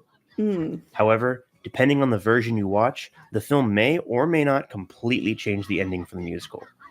In the movie, after Seymour decides he's had enough of being forced to commit horrific acts to appease the plant's bloodthirsty demands, Audrey 2 instead takes matters into its own hands and lures Audrey 1 into its clutches, succeeding in grabbing her inside its toothy jaws and almost eating her alive.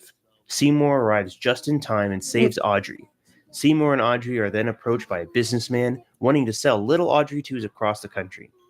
Seymour realizes that this is the plant's endgame, that it wants to take over the world one household at a time, and he confronts Audrey 2.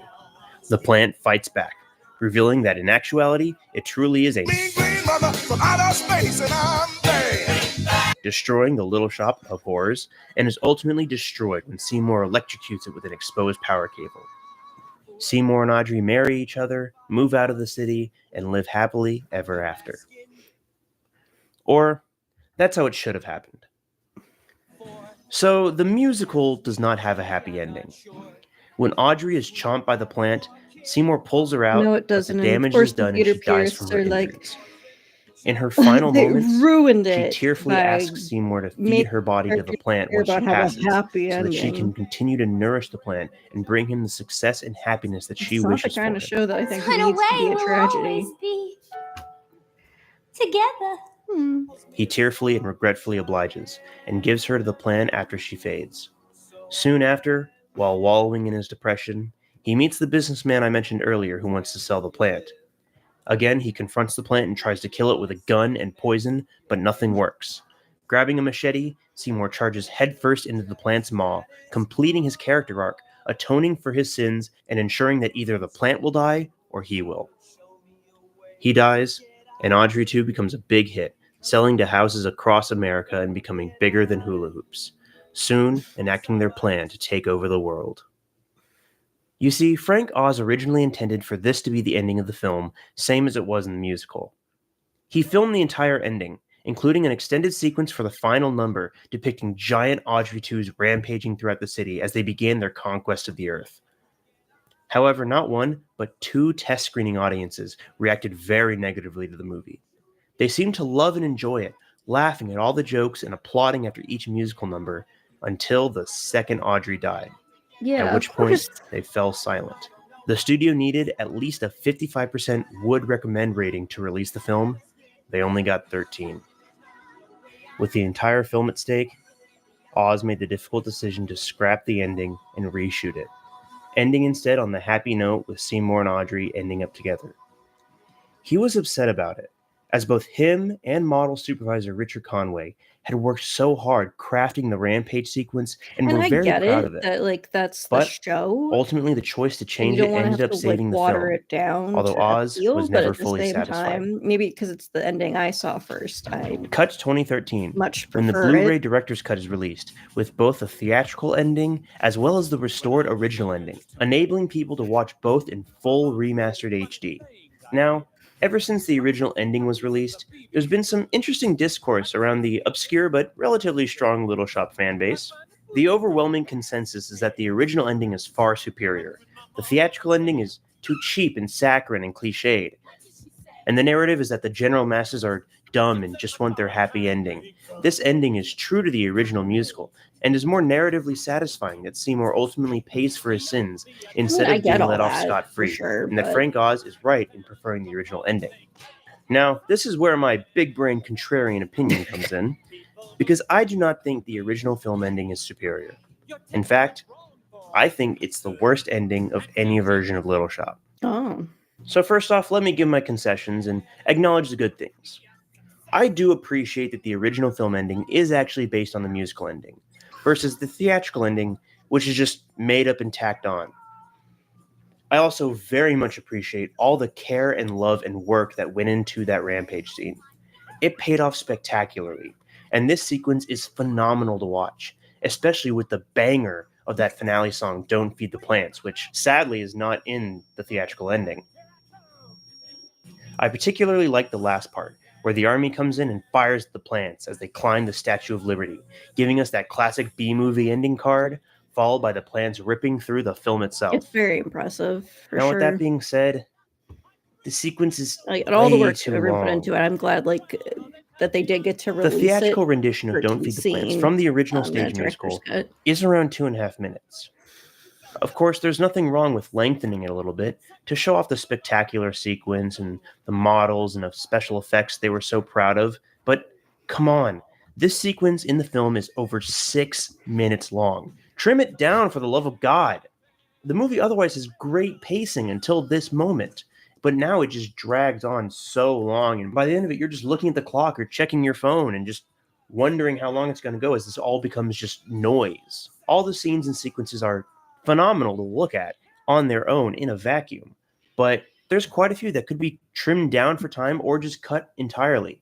Considering the fact that this entire sequence is spectacular to look at, there would definitely be enough meat left over after trimming down a minute or two that you're not really sacrificing the impact of the scene. However, I maintain that this ending is the worst ending of any version of Little Shop for more reasons than just that. First off, I completely understand why film audiences were put off by it. Frank Oz himself rationalized in an interview later that the grim ending works on stage because there is that inherent unrealisticness that comes with the stage performance. The audience knows they're looking at a stage with puppets and actors. They know that there's only 3 walls on that set, and that those actors are just people in the room just like them, walking around with microphones and costumes reciting lines. Even when the characters die, they're still going to come back at the end to take a bow. Film, however, is far more immersive than that. Even with something as campy as Little Shop, Yeah, the like, world I died on feels stage real. recently. The characters Well, I guess a couple feel times recently. real, and we get to And then I spend still came time up with them bows. as real Everyone's people. like, Amanda's okay. They didn't really When one of kill them her. dies, they don't come back for a bow. They're really dead. The final moments we see of them are filled with pain and sadness, instead of a standing ovation and a triumphant bow. That gives the deaths a lot more intrinsic weight to the audience. Not to say that a character's death in a play or a musical can't have its weight. It just is usually more intentional on the part of the artists themselves. If you ask me, and no disrespect at all to Frank Oz, it's a lot more than just that though. Another difference between film and theater is that film is inherently a lot more intimate, simply because you are watching from a lot closer. In a play or stage musical, the audience watches from far away. Even a front row seat can be around 10 yards from the actors on stage. Compare that to film, in which the camera can get right up close to the performers, sometimes too close. We Everyone can see their complains about faces that. so I much don't. more I did clearly, not mind. and it's a lot being easier to that close empathize to with her them. face. We see each little micro expression, and instead of watching from the outside, we feel like we're a part of the scene ourselves. Therefore, the audience is legitimately upset when they see these up-close shots of Seymour, when he sees the love of his life die, or when he himself is facing an immediate gruesome death. This triggers our empathy a lot more than your average stage performance, and as a result, it can be a real bummer to end on. We spend the entire movie with these characters, grow to love them, want to see them succeed, only to see them lose, and lose so miserably at the very end. However, I have yet another reason for thinking this ending isn't that good. And this is an opinion I've never heard anyone else have, or at least no one else with a platform that's reached me. So maybe I'm full of shit, who knows? But when I say that the original film ending is the worst of any version of Little Shop, what I mean is that there's more than just two versions. That's right. A lot of people automatically lump the original stage ending and the original film ending together because they're the same thing, right? Audrey and Seymour die, Audrey 2 takes over the world, don't feed the plants. Same ending, right? Well, that's where you are wrong, my friend. I make a distinct and key difference between the original film ending and the stage ending. First off, yeah, Mean Green Mother is not in the stage version. I like the song, but it's beside the point. The main difference that I'm That talking about tiny gun. is all about the way He's so in which cute. Seymour dies and the agency he does or does not possess. He dies and is eaten by the plant in both versions, but in the original version from the musical, he dies fighting the plant. He chooses to charge headfirst into the plant's jaws, knowing full well that his chance of survival is almost nothing, and he is okay with that. He finally faces his demons, owns up to his horrific choices that have resulted in the deaths of 3 people, and leaps in, determined to either kill the plant or die trying. Either way, redeeming himself, and either way, he is okay with that. His death is ultimately his own choice and based on his own agency as a character. This completes his character arc in a satisfying way, even though it's sad, because he not only loses his meekness and stands up for himself and for what's right, but he also repents and pays for his sins that we've seen throughout the show. His death is ultimately his own choice and comes from his own agency like as a character. In the Now Roger contrast that Corman with the version, original he film goes ending, in which and he is stands up to fighting the it, plant, even though I'm like, but then the plant spends damn, an over he 4-minute didn't long song essentially beating the shit beat out of Audrey Seymour, Jr.. during which Seymour just scrambles around helpless and scared like a feeble little gerbil. His agency is taken away the second the plant starts singing, and he never regains it. When Seymour does get eaten, it's after the plant has successfully beaten the crap out of him and brought the entire ceiling down on top of him. He doesn't choose to go, he doesn't charge in, he doesn't have a weapon, he isn't even trying to fight. He's just plucked out of the rubble by the plant and eaten, sniveling and crying, in an oddly long and gratuitous shot. That is why I have a problem with this ending. Seymour's entire arc is not just about him slowly losing his soul to the evils of greed, it's about him slowly learning to stand his ground and stand up for himself. I don't know if it's this guy's That video is what is or my exemplified by computer. him sacrificing himself to try and stop the plant. And that is what is robbed by the original film ending. That is why I believe it is so unsatisfying, to me at least. So where does that leave us? Personally, despite not being a huge fan of the original film ending, I am so glad that it is restored and available on the Blu-ray. That way, Now all the anyone who people wants who to wanted watch it can stop can bitching. watch both versions and enjoy Frank Oz's original vision and honor the brilliant and difficult work that was put into the ending by Oz, Conway, and all the other artists and craftsmen who contributed to this. It's clear that this was something everyone was proud of, and it very easily could have become lost media, something which sadly happens way too much, even in today's digital age. Hell, they even have other cutscenes available online, such as the scrapped longer version of the musical number The Meek Shall Inherit. Ooh. And at the end of the day, even the worst Little Shop ending is still Little Shop, so it's still a good time. Little Shop is a beloved cult classic, and I strongly recommend anyone check it out. Whether you're lucky enough to find a production of the stage show, or if you want to watch either version of the 1986 movie, or hell, even if you want to watch the original 1960 Roger Corman film. That one's free on YouTube, and is only an hour and 15 minutes long. I just watched it. Either way, please, enjoy the wonderful, campy joy that is Little Shop of Horrors, and of course...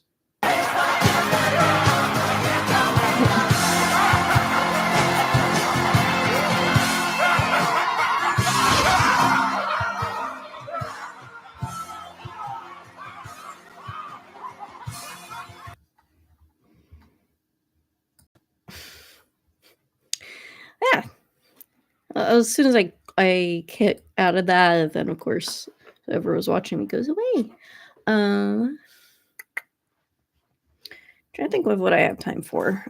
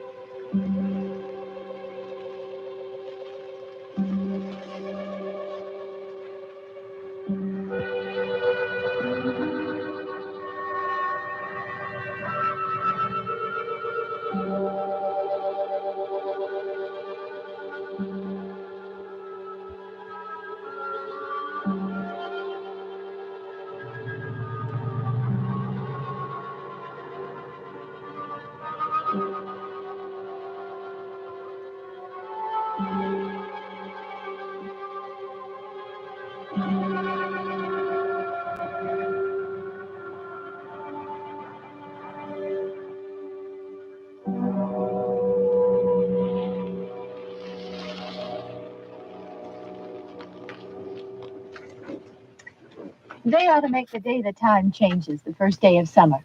What? Well, it's 8 o'clock and it's still light. A lot of good the extra daylight does us. Now, we've still got a 3-hour drive back. We're not going to be home until after midnight. Well, if it really bugged you, Johnny, you wouldn't do it. You think I want to blow Sunday on a scene like this? You know, I figure we're either going to have to move Mother out here or move the grave into Pittsburgh. She can't make a trip like this. Oh, no, that she can't. Is there any of that candy left? No. Look at this thing. We still remember. I don't. You know, I don't even remember what the man looks like. Johnny, it takes you 5 minutes. Yeah, 5 minutes to put the wreath on the grave and 6 hours to drive back and forth. Mother wants to remember, so we trot 200 miles into the country and she stays at home. Well, we're here, John, all right? Back on? Oh. Ladies and gentlemen, we're coming back on the air after an interruption due to technical problem.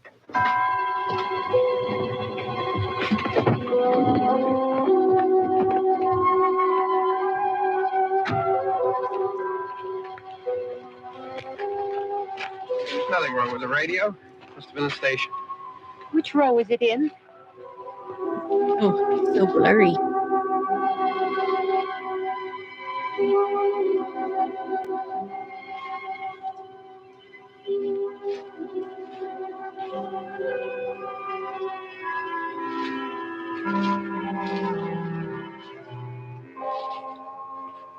Well, there's no one around. Well, it's late. If you'd gotten up earlier. Oh, look, I already lost an hour's sleep on the time change. I think you complain just to hear yourself talk. There it is. Some people do.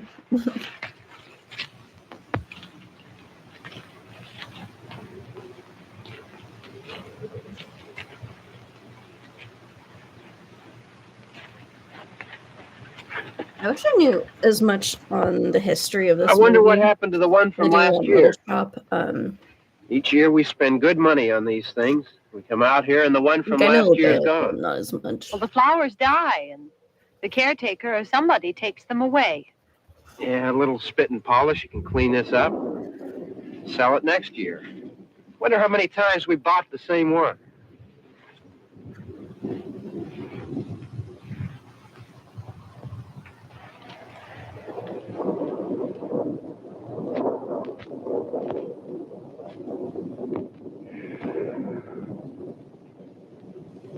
Hey, come on, Barb. Church was this morning, huh?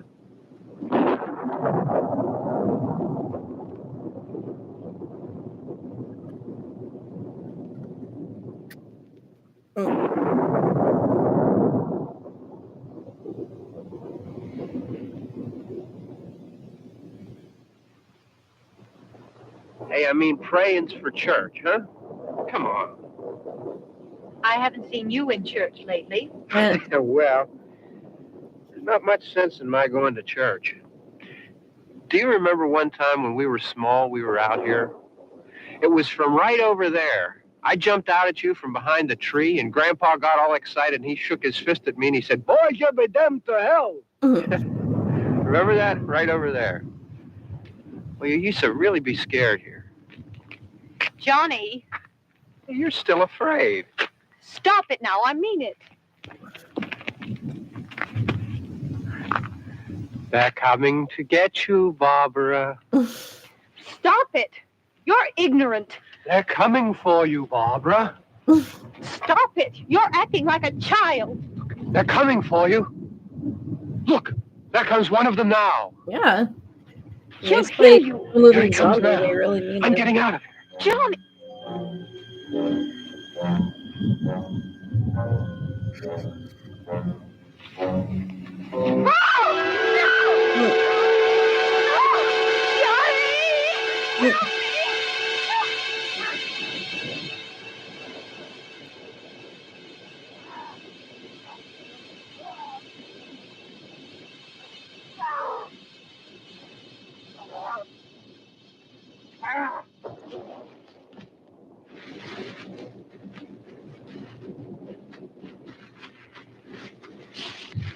Ah, ow.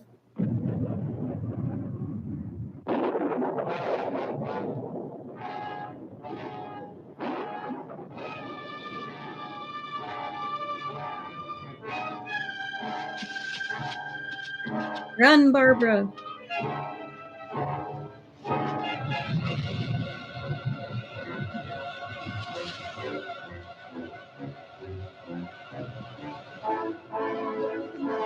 Yes, take the shoes off and just go.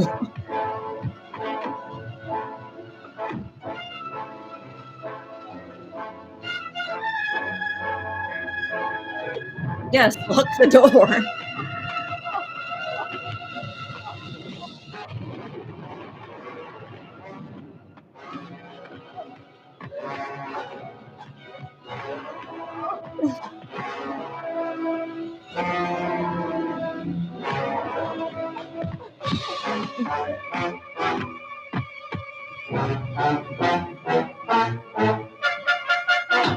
It's moving fast now. Jesus.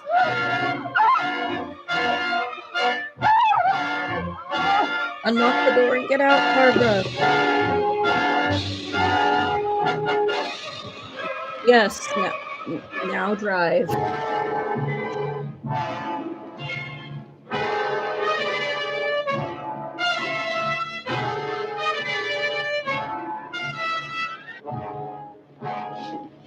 And now he can no longer move quickly. The way this is shot, and it can also be some of the aging or the transfer of this particular one onto YouTube, but it makes it extra eerie to look at.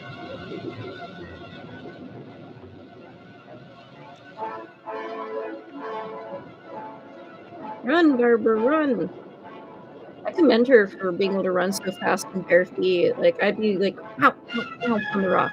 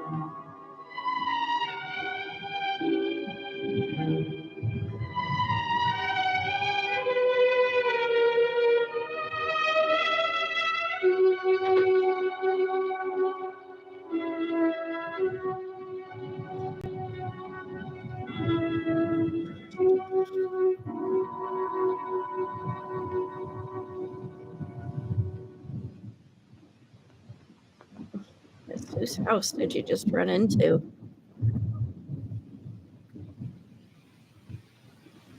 Like, I've seen Night of the Living Dead, but it's been a hot second. People who hunt for sport.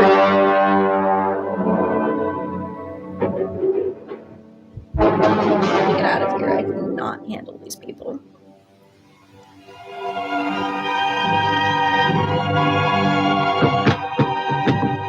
Ugh.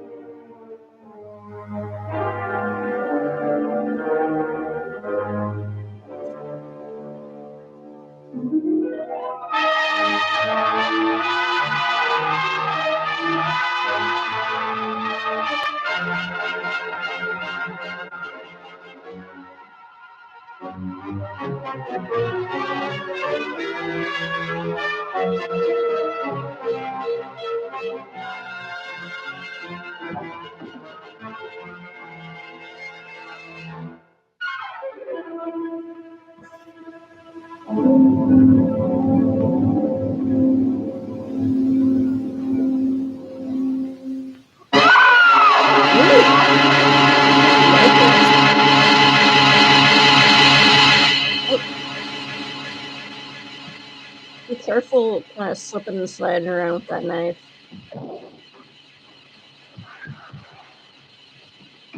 The saturation of the light too is just very disorienting. Like,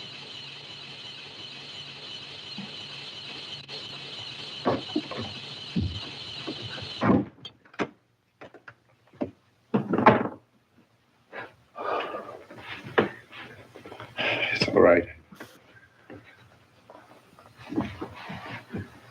Don't worry about him. I can handle him. Probably be a lot more of them as soon as they find out about us. The truck is out of gas. This pump out here is locked. Is there a key? We can try to get out of here if we can get some gas. Is there a key? I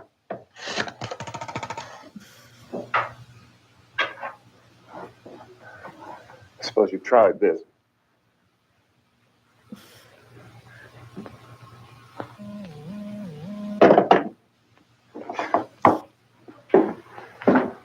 Do you live here?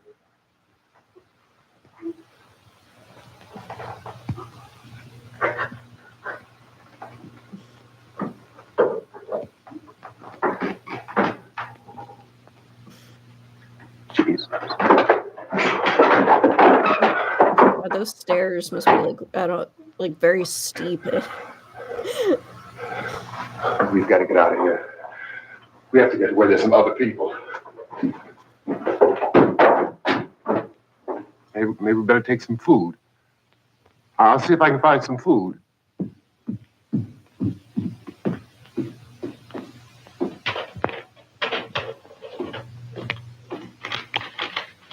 Sorry, I'm busy being the catatonic woman.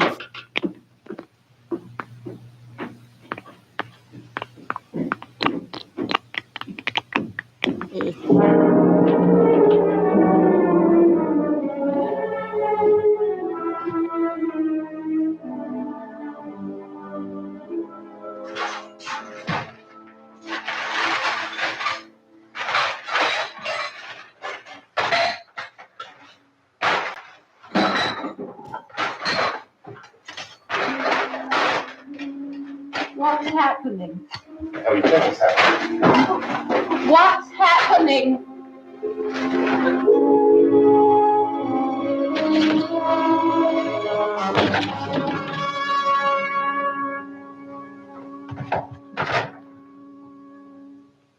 Two of them.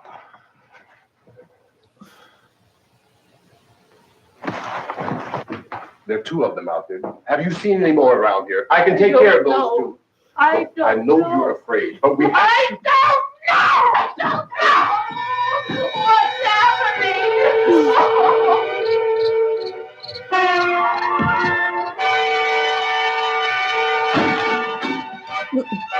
I mean, it's worse than them being flesh-eating, brain-eating zombies, but they're vandals on top of everything else.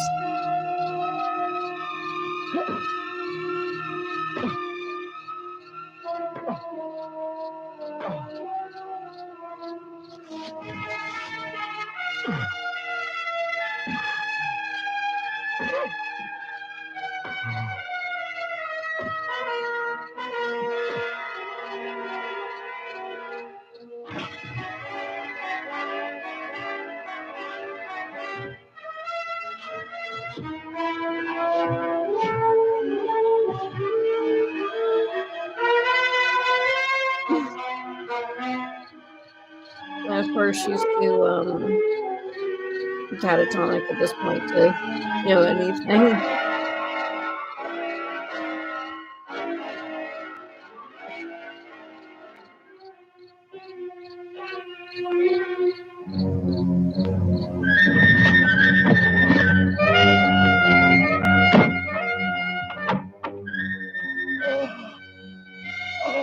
Mm.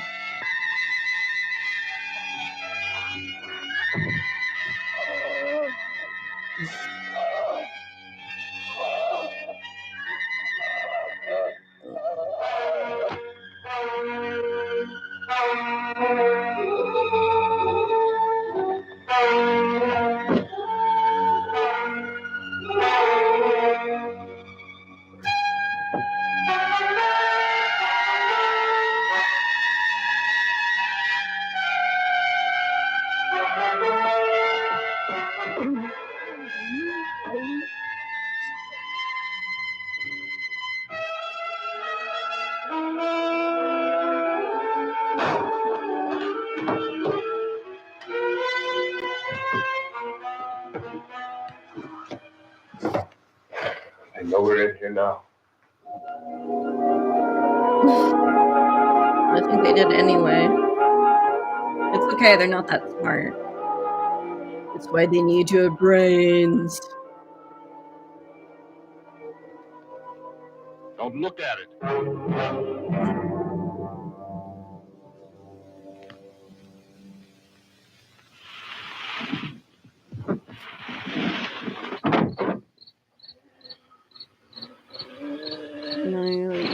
You're gonna be in so much trouble in half an hour when we reach the door.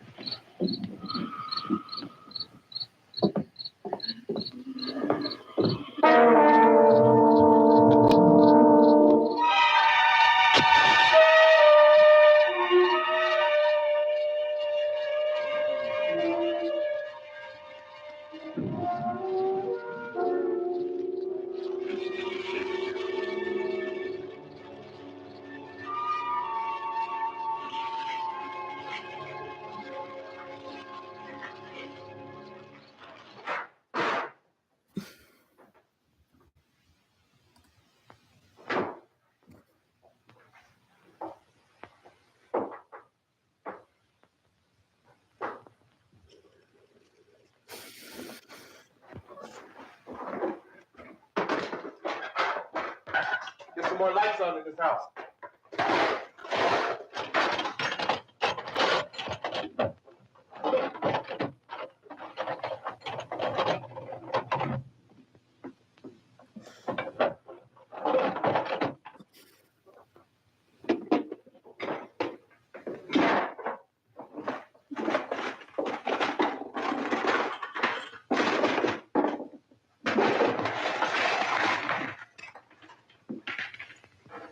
Why don't you see if you can find some wood, some board, something about the fireplace, something we can nail this place up.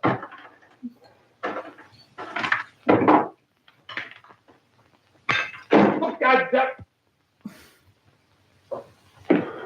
Look, I know you're afraid.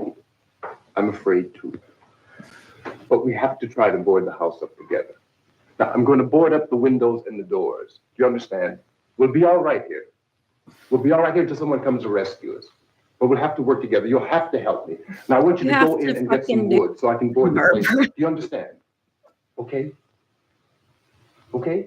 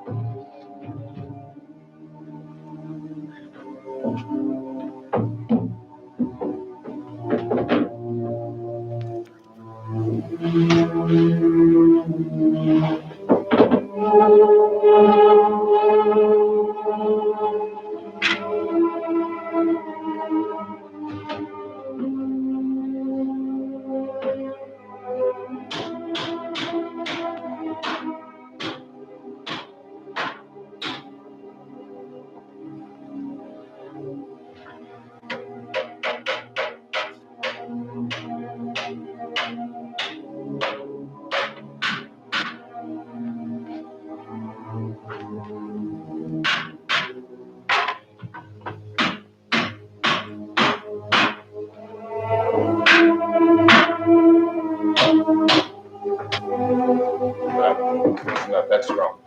I want you to pick out some nails. Pick out the biggest ones you can find.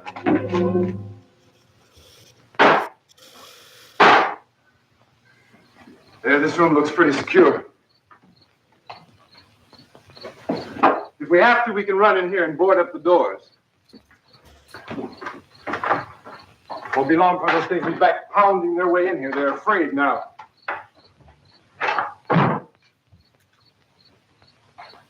They're afraid of fire. I found that out.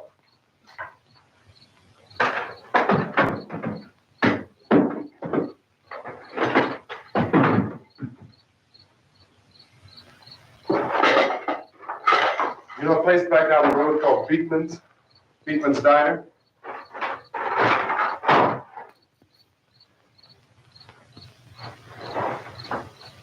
Anyhow, that's where I found that truck I have out there. There's a radio in the truck. I had jumped in to listen to it when a big gasoline truck came screaming right across the road. But there must have been 10, 15 of those things chasing after it, grabbing and holding on. I didn't see them at first. I could just see that the truck was moving in a funny way. And those things were catching up to it. The truck went right across the road. Slammed on my brakes to keep from hitting it myself. It went right through the guardrail.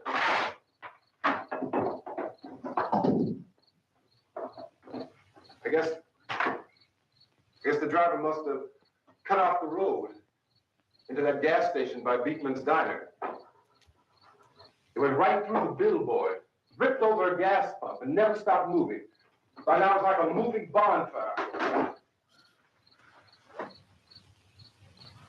Didn't know if the truck was going to explode or what. still hear the man screaming.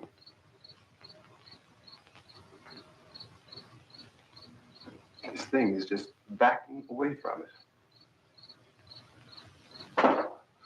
I looked back at the diner to see if there was anyone there who could help me. It was when I noticed that the entire place had been encircled. There wasn't a sign of life left except by now there were no more screams. I realized that I was alone with 50 or 60 of those things, just standing there, staring at me.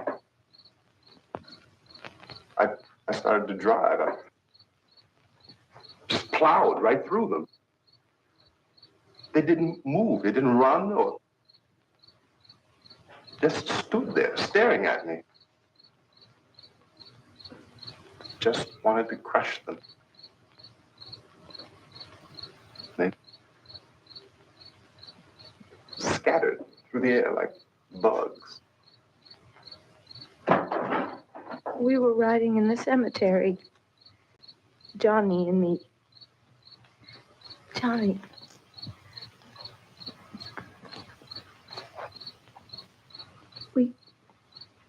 We came to put a wreath on my father's grave. Johnny, and he said, "Can I have some candy, Barbara?" We didn't have any.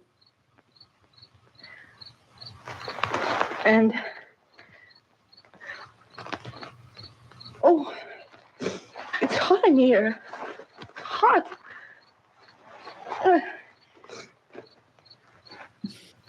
Is she gonna take her clothes off? And he said, I might have "Oh, to it's stream late. that, so. Why did we start so late?" And I said, "Johnny, if you'd gotten up earlier, we wouldn't be late." Johnny asked me if I were afraid. And I said, "I'm not afraid, Johnny." And then this man started walking up the road. He came slowly, and Johnny kept teasing me and saying, "He's coming to get you, Barbara." And I laughed at him and said, "Johnny, stop it." And then Johnny ran away. And I went up to this man, and I was going to apologize. Why don't you just keep calm? And I looked up, and I said, "Goody." And he grabbed me. He grabbed me, and he ripped at me. He held me, and he ripped at my clothes. I think you should just calm down. Oh, I screamed, "Johnny! Johnny, help me! Oh, help me!"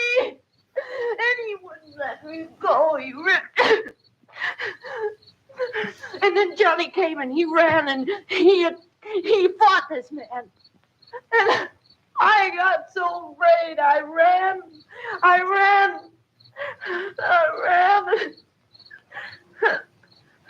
And Johnny didn't come. We have to wait for Johnny.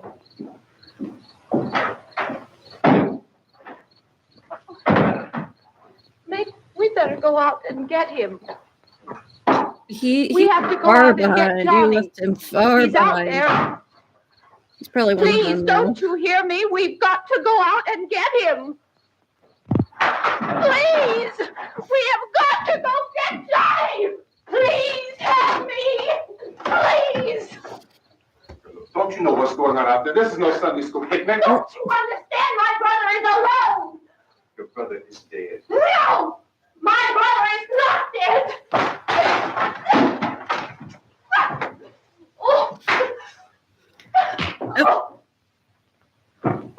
That's For the ones who know safety isn't a catchphrase, it's a culture. And the ones who help make sure everyone makes it home safe. For the safety-minded who watch everyone's backs, Grainger offers supplies and solutions for every industry. Skip.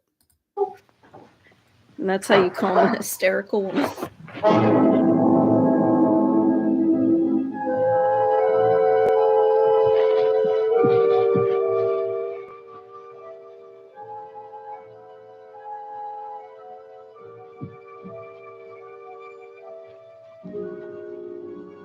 Oh, turning into that kind of thing.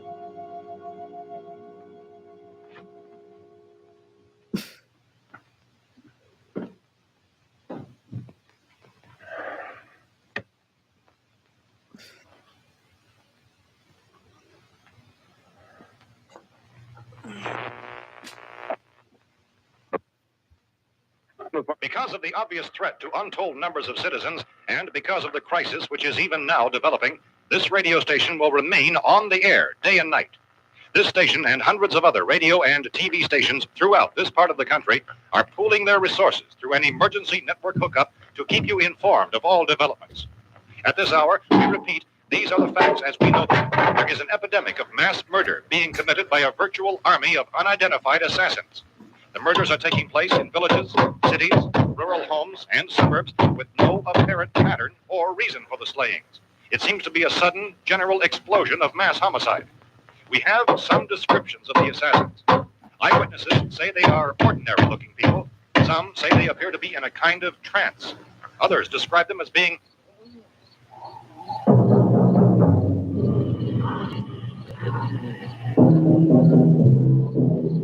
Hello, one person. So at this point, there is no really authentic way for us to say who or what to look for and guard yourself against. Misshapen monsters. Reaction of law enforcement officials is one of complete bewilderment at this hour. So far, we have been unable to determine that any kind of organized investigation is yet underway. Police, sheriff deputies, and emergency ambulances are literally deluged with calls for help. The scene can best be described as mayhem. Mayors of Pittsburgh, Philadelphia, and Miami, along with the governors of several eastern and midwestern states, have indicated the National Guard may be mobilized at any moment, but that has not happened as yet. The only advice our reporters have been able to get from official sources is for private citizens to stay in their homes behind locked doors. Do not venture outside for any reason until the nature of this crisis has been determined and until we can advise what course of action to take. Keep listening to radio and TV for any special instructions as this crisis develops further. Thousands of office and factory workers are being urged to stay at their places of employment, not to make any attempt to get to their homes. However, in spite of this urging and warning, streets and highways are packed with frantic people trying to reach their families or apparently to flee just anywhere. We repeat, the safest course of action at this time is simply to stay where you are. People panic and they don't listen.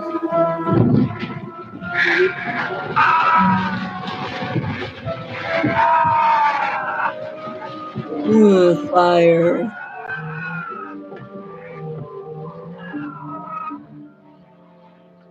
Ladies and gentlemen, we've just received word that the president has called a meeting of his cabinet to deal with the sudden epidemic of murder which has seized the eastern third of this nation. The meeting is scheduled to convene within the hour. Members of the presidential cabinet will be joined by officials of the FBI and joint teams behind closed doors. The White House spokesman, in announcing this conference, says there will be an official announcement as soon as possible following that meeting. This is the latest dispatch just received in our newsroom. Latest word also from National Press Services in Washington, D.C. now tells us that the emergency presidential conference, which we've just mentioned, will include high-ranking scientists from the National Aeronautics and Space Administration. The extent of this latest meeting, members of this cabinet, the FBI, Joint Chiefs of Staff, and all radio and TV stations throughout this part of the country, including the one to which you're listening, have joined their facilities in an emergency network to bring you this news as it develops. We urge you to stay tuned to radio and TV and to stay indoors at all costs. Late reports reaching this newsroom tell of frightened people seeking refuge in churches, schools, and government buildings. All right, Barbara. And protection from the whole You think you can keep your apparently is calm engulfing now? much of the nation. Law enforcement officials are at a loss to explain or even at this hour, even to theorize about the reasons for this wave of murder. So far, the advice we're able to give the public is something Chief G.K. Dunmore of Camden, North Carolina, was quoted as saying, yelling to get off the streets. Tell them to go home and lock their doors and windows up tight. We don't know what kind of murder-happy characters we have here. And Chief Dunmore, Camden, North Carolina. So far, the only descriptions, the only clues anyone has of the killers come from frightened witnesses of some of the slaves. These eyewitness accounts vary These witnesses widely are as women. people, misshapen monsters, people who look like they're in a trance, and things that Well, that's a little unfair to the people who just look like that anyway, isn't it? seeing victims who look as though they had been torn apart. This whole ghastly story began developing 2 days ago with the report of the slaying of a family of 7 in their Maybe that stood out more back in the day. I feel like in my city, there's many people who missed it.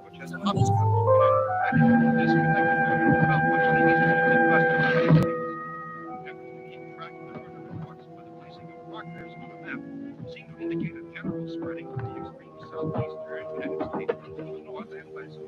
Our newsmen have been on the telephone talking with officials in other cities and have determined that none of this kind of massacre has yet been reported west of the Mississippi River, except in the extreme southeastern portion of Texas. Similar killings have been reported around the Houston and Galveston areas, but nothing like I found a gun and some bullets out there. It's like, yeah, that's nice. Only You slapped me in the face. On these. It became clear we were facing some kind of Cool. national emergency. When first reports began filtering in, newsmen and law enforcement agencies were of the opinion This place is boarded up pretty solid now. Here, let me You gotta be all right this here for a on while. for you. dramatically, it was soon apparent that We have this a was gun and more than the bullets, usual run of lawlessness. food, and the radio. Began to suspect an obscure kind of conspiracy. Sooner or later, someone bound to come and get us out. Creatures from outer space. So again, we joined with law enforcement agencies, urging you to seek shelter in a building. Lock the doors and windows securely. Hey, that's us. We're doing all right. Any suspicious strangers. And keep to Yeah, we're gonna be radio and television for okay. survival instructions and further details of this continuing story. Look, I don't know if you're hearing me, In the absence of any but I'm going upstairs now. critical balance of If anything should try to break in here, I can hear it from up there. I'll be down to take care of it. we repeat, this radio station. Everything is all right for now. I'll be back to reinforce the windows and doors later. But you'll be all right for now, okay?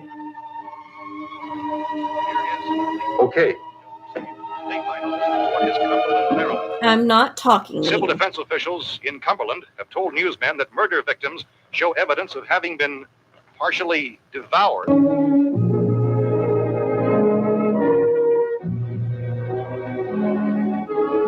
See, I don't know if that's gonna come popping up or not.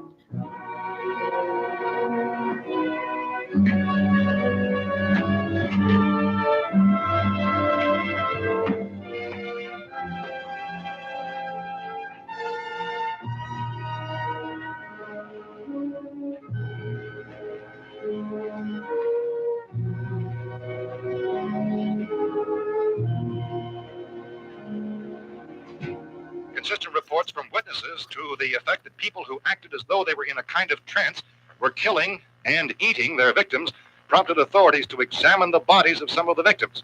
Medical authorities in Cumberland have concluded that in all cases, the killers are eating the flesh of the people they murdered. Repeating this latest bulletin just received moments ago from Cumberland, Maryland, civil defense authorities have told newsmen that murder victims show evidence of having been partially devoured by their murderers. Medical examination of victims' bodies shows conclusively that the killers are eating the flesh of the people they killed.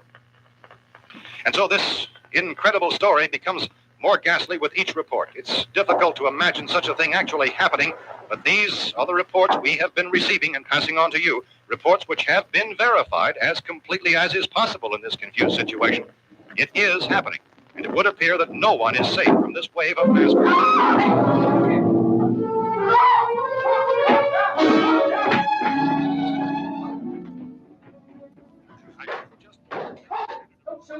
We're from town. A radio. County, Pennsylvania. The Butler County Sheriff has verified by their slayers is true. No further details available at this time. However, How long you guys been down there? I could use some help up here. That's the cellar. It's the safest place. You mean you didn't hear the racket we were making up here? How are we supposed to know what was going on? Could have been those things for all we knew. That girl was screaming. Sure, you must know what a girl's screaming sounds like. Those things don't make any noise. Anybody would know somebody ever needed help. Look, it's kind of hard to hear what's going on from down there. We thought we could hear screams, but for all we knew, that could have meant those things were in the house afterwards. And you wouldn't come up and help. Well, if there were more, the racket sounded like the place was being ripped apart. How were we supposed to know what was going on? Now, wait a minute. You just got finished saying you couldn't hear from down there. Now you say it sounded like the place was being ripped apart. It would be nice if you get your story straight, man. All right, now you tell me. I'm not going to take that kind of a chance when we got a safe place. We luck into a safe place, and you're telling us we got to risk our lives just because somebody might need help, huh? Yeah, something like that. All right, why don't we settle this? Look, mister, we came up. Okay, we're here. Now I suggest we all go back downstairs before any of those things find out we're in here. They can't get in here.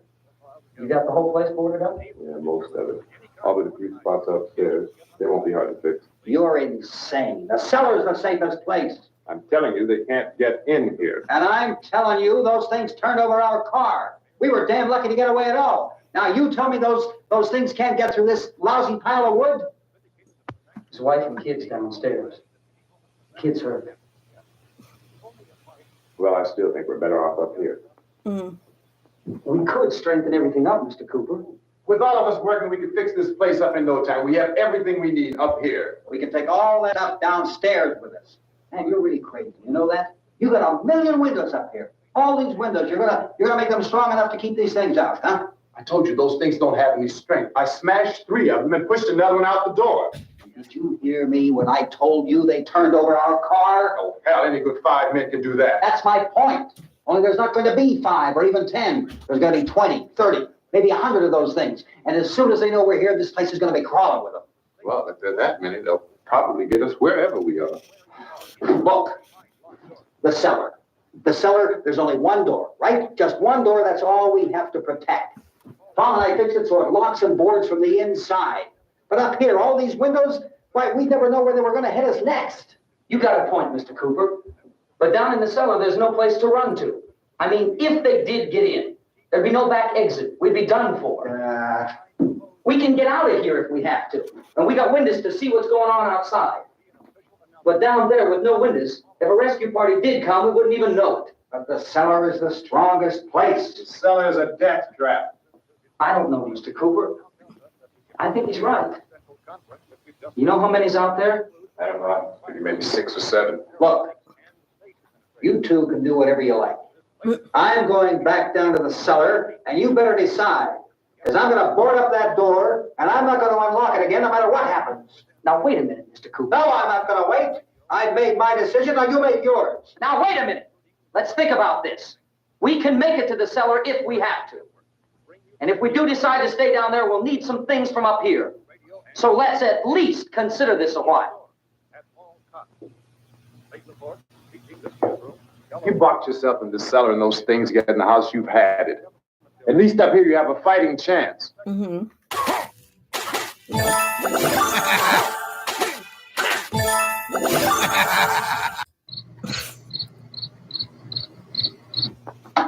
Yeah, it looks like about 8 or 10 out there now. It's more than there were. There are a lot out back, too.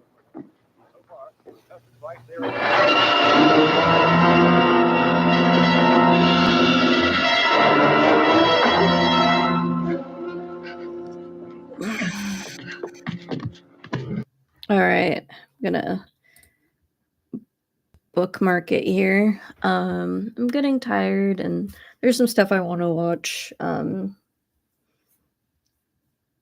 with my boyfriend before the end of the night if we still have time.